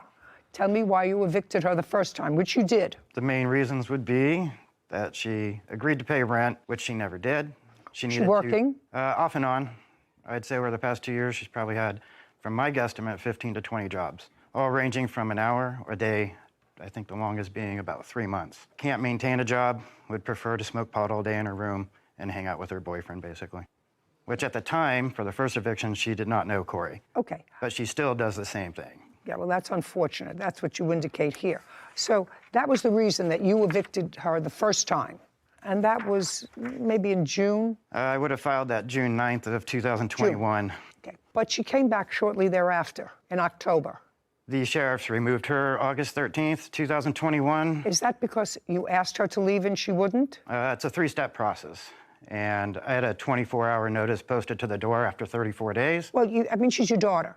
Yeah. So there must have been some discussion, Mr. Irwin, with her, you saying to her, listen, this is not working out. There wasn't a discussion, Your Honor. Was not. I served her the first notice. We talked about it. Oh, you talked about it? Prior to me filing. I told her I would do it. I don't think she believed me. She knew you wanted her to leave as a result of that discussion. Yes. And she didn't. She did not. She had lived with you off and on, with the exception of 2 years that she lived with her mother, and part of it in a residential program. It's a residential program, correct? Yes. When she lived with you, she was 10 years old. Can you tell me, Mr. Irwin, from the time she was 10 until the time she was 18 and she was ultimately evicted, what items in the house she purchased? Bed, TVs, anything big? She never purchased anything. When she came back from her mother, what did she come back with? I believe just a few clothes and a bag. She had to kind of run back. And to the best of your knowledge, had your daughter maintained any sort of gainful employment the last 3 years? No. So other than the clothes she came back with when she was 17, there were no big-ticket items? There were a few by the time I had to evict her the second time, but I would have furnished those, being, you know, bed set, furniture, bed. Tempur-Pedic bed. I think that's part of what she's really wanting out of this $7,400. Okay, so you purchased a bed? Yes. Because you didn't have one in the room where she was? I was just trying to take care, yeah. I was using the room for my own purposes. I live alone until she moved back in, and usually welcoming of my daughter coming home, so I furnished a room. Okay, so that's why you left the first time. The first time you left because he got annoyed that you were hanging around doing nothing and smoking pot. I did pay rent, right. too. Right. No, and weren't doing it much. No, I was not smoking often. We're not doing much, is what I said. Yes, I had a job. I worked at the beginning of the year. For how many days? I worked there for about 3 months, and then I worked as a kennel technician for about 2 months. What happened to both those jobs? My dad, his alcoholism, he would never let me sleep in the room as I was paying rent, and he would lock me out. He would lock me out. He would lock me out, and he would flip the garage switch, so I wasn't able to get access to the house. I wasn't able to get clean, so I couldn't obtain the job, and my mental health wasn't there for that job, so that's why I took the kennel technician job, and that's when he evicted me. Where are you living now? With my boyfriend. That's him? Yes. And where are you working now? I am unemployed. Sorry, that's easy. So now you're not working. Now nobody's locked you out. Nobody's made it impossible for you to work. And what kind of work does your boyfriend do? He is construction. I do DoorDash. Okay. Your boyfriend is construction? Yes. How old is he? He is 20 years old. You're Corey? Yes, Your Honor. Who do you live with? My mom and her new husband. How did I know that? How did I just know that? It's so perfect to be old that, I mean, I asked the questions. I could have asked the questions and answered the questions. So you and your girlfriend live with your mother? Yes, Your Honor. Did you graduate from high school? Yes, Your Honor. And what's the name of the company that you work for? Landscape. Do you work for them full time? Yes, I do. For how long? I've been working for them about 2 months now. 2 months? Yes. Prior to that, what did you do? I worked for Chewy. Chewy, the dog products? Yes, Your Honor. What happened to that job? I just wasn't liking the job anymore, and I thought I could do a lot harder work, and that's what I strive to do, is just continue trying to be the best person I can. And what does your girlfriend do all day when you're out in your landscaping job for the last 2 months? She stays busy going to the gym and making sure that everything is in tip-top shape, and just bringing me lunch when I'm on my break for work. And you're living in your mom's house. Be a fair statement. You don't have to be a math wizard, which I am not, because you don't have enough money to move out into your own place. Yes, Your Honor. Does your mom work? Yes, she does. Who else lives in the house? Her newly husband. Now, you have a room in your mom's house? Yes, Your Honor. Is it furnished? Yes, Your Honor. Who bought the furniture? I bought the bed set, and... Tell me when you bought the bed set. I bought it about 2 years ago because we moved there recently. So what you're telling me is you purchased a new mattress? Yes. With your earnings? Yes, Your Honor. And how much was it? It was about $1,500. And if you left the house, you would want to take your mattress because you bought it. Yes, Your Honor. You wouldn't take any of the other furniture in the house because you didn't buy it. Yes, correct. Whether it's your dresser or a TV in your room, your parents bought that. Yeah. The mattress you bought. Yes, Your Honor. Now you can sit.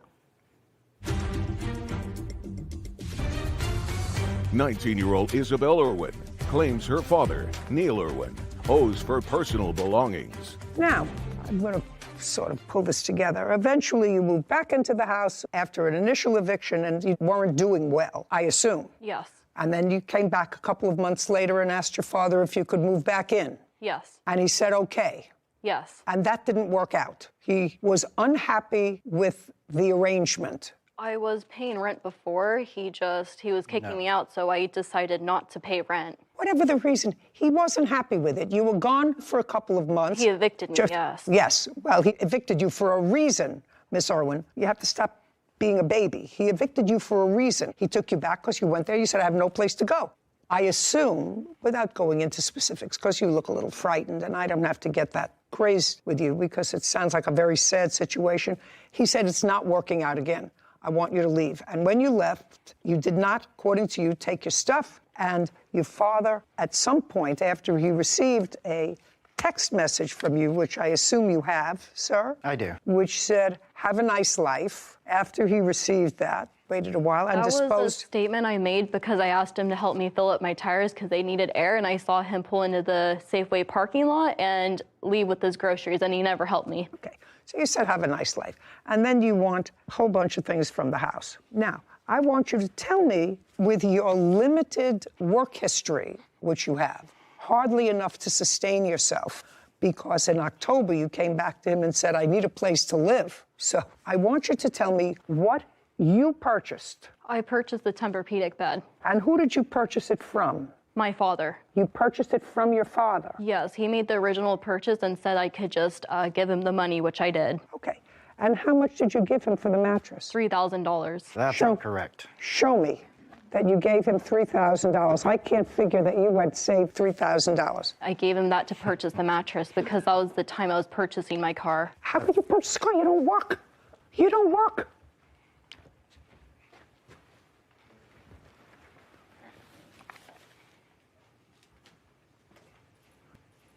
The first This one was doesn't tell me anything. Transaction that This doesn't tell me anything. You want to tell me that tells me nothing. You want to give that to her. I would have to find credible, Miss Irwin, that you had managed to save from your job that you had for 3 months while you claim you were paying your father rent $3,000. It was the leftover money from me purchasing my car. Oh, I don't believe that. For 1 second.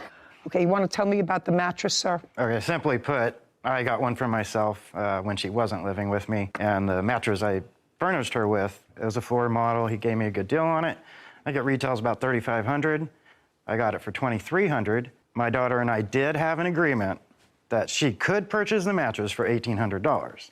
However, as you may have figured out, that did not occur. And this was after she moved back in October, or when she was... Yep, yes it was. After she moved back in October? Yes, Your Honor. Okay. Mattress is staying where it is. Okay. Now let's go to dresser, nightstand, and TV. So you acknowledge that none of those things you purchased, bed, dresser, nightstand, and TV. No, I did not purchase them. Okay. Now that's your father's. He threw out my clothes, shoes, and jewelry. Now, you were evicted. Yes. Was it an actual eviction? Did marshals come to the house? No. I got served the eviction notice on June 30th. He illegally locked me out. No. Just June 30th. Yes. So on June 30th, you were given an eviction notice that said that you had to be out on what date? In 30 days. Okay. So far, is that correct, Mr. Irwin? It's fairly correct. I do have the 30-day no-cause notice to quit that she was served. Okay. And on what date did you leave? On July 1st, because he had thrown a camera Just a second. at my boyfriend. You left on July 1st? Yes. Tell me how you left. I packed a small bag, and I had left. You packed a small bag that contained what? A few of my clothes and whatever I could grab for a few nights. And where did you go? To my boyfriend's house. So you went to Corey's house? Yes. Do you have a laptop? I do not. Do you have a phone? Yes, I do. Did you take the phone? Yes, I did. You took some clothes with you, and you knew that you had an eviction notice, correct? Yes. Tell me what jewelry you allege your father threw out. He threw out my necklace my boyfriend had bought me. He Okay. threw out Which boyfriend? this boyfriend, Corey. Tell me about the necklace. He had purchased it for my birthday. Okay. Stand up, Corey. Tell me about the necklace you purchased. I had purchased it from K Jewelers. I had purchased it for about $250. Okay. When? On her birthday, just a little before. When's her birthday? February 20th. Did she wear the necklace? Yes, Your Honor. Every day? No, just on occasions, whenever we'd go out and do stuff and all that. When she came to your house with her bag, did you ever see the necklace again? No, I did not, Your Honor. Do you know where this necklace is? I do not. Did you throw away a necklace? I guess anything's possible because when she left and sent me the "have a nice rest of your life" text, it looked like a hoarder's room, so I guess anything could have been in there. Who cleaned it up? I did. Didn't see a necklace. Didn't see a necklace. Okay. Were you looking for anything of value? I wasn't looking for anything. To me, it looked like old clothes that probably hadn't been worn in years. Okay. I just wanted to clear Okay, out the room. fine. Have a seat. Other than that necklace, what other jewelry did you have? I had some rings I purchased from Ojai, California on a trip I previously took for my dad. Okay. What else? You took a bag of clothes. What specific, because you had jewelry, shoes. I assume you took some shoes with you because you were going to be there. Not. Well, you were wearing a pair of shoes. Yes, I was. I was Okay. wearing my old shoes. Okay. When you got rid of all of the stuff, Mr. Irwin, you didn't go through any of it? No, I did not. Did you give her any notice that she had 10 days, 2 weeks to get her stuff? I did not give her notice. On what date did you dispose of all of her stuff? It would have been around July 20th, about 20 days after or so. Okay. Well, but even according to your eviction notice, she had 30 days to vacate. Well, if you read the actual eviction notice, it's 5 days. After 5 days, you have to file another part of the eviction notice, which is unlawful detainer, meaning that she is now there illegally. So she left within the 5 days, willfully.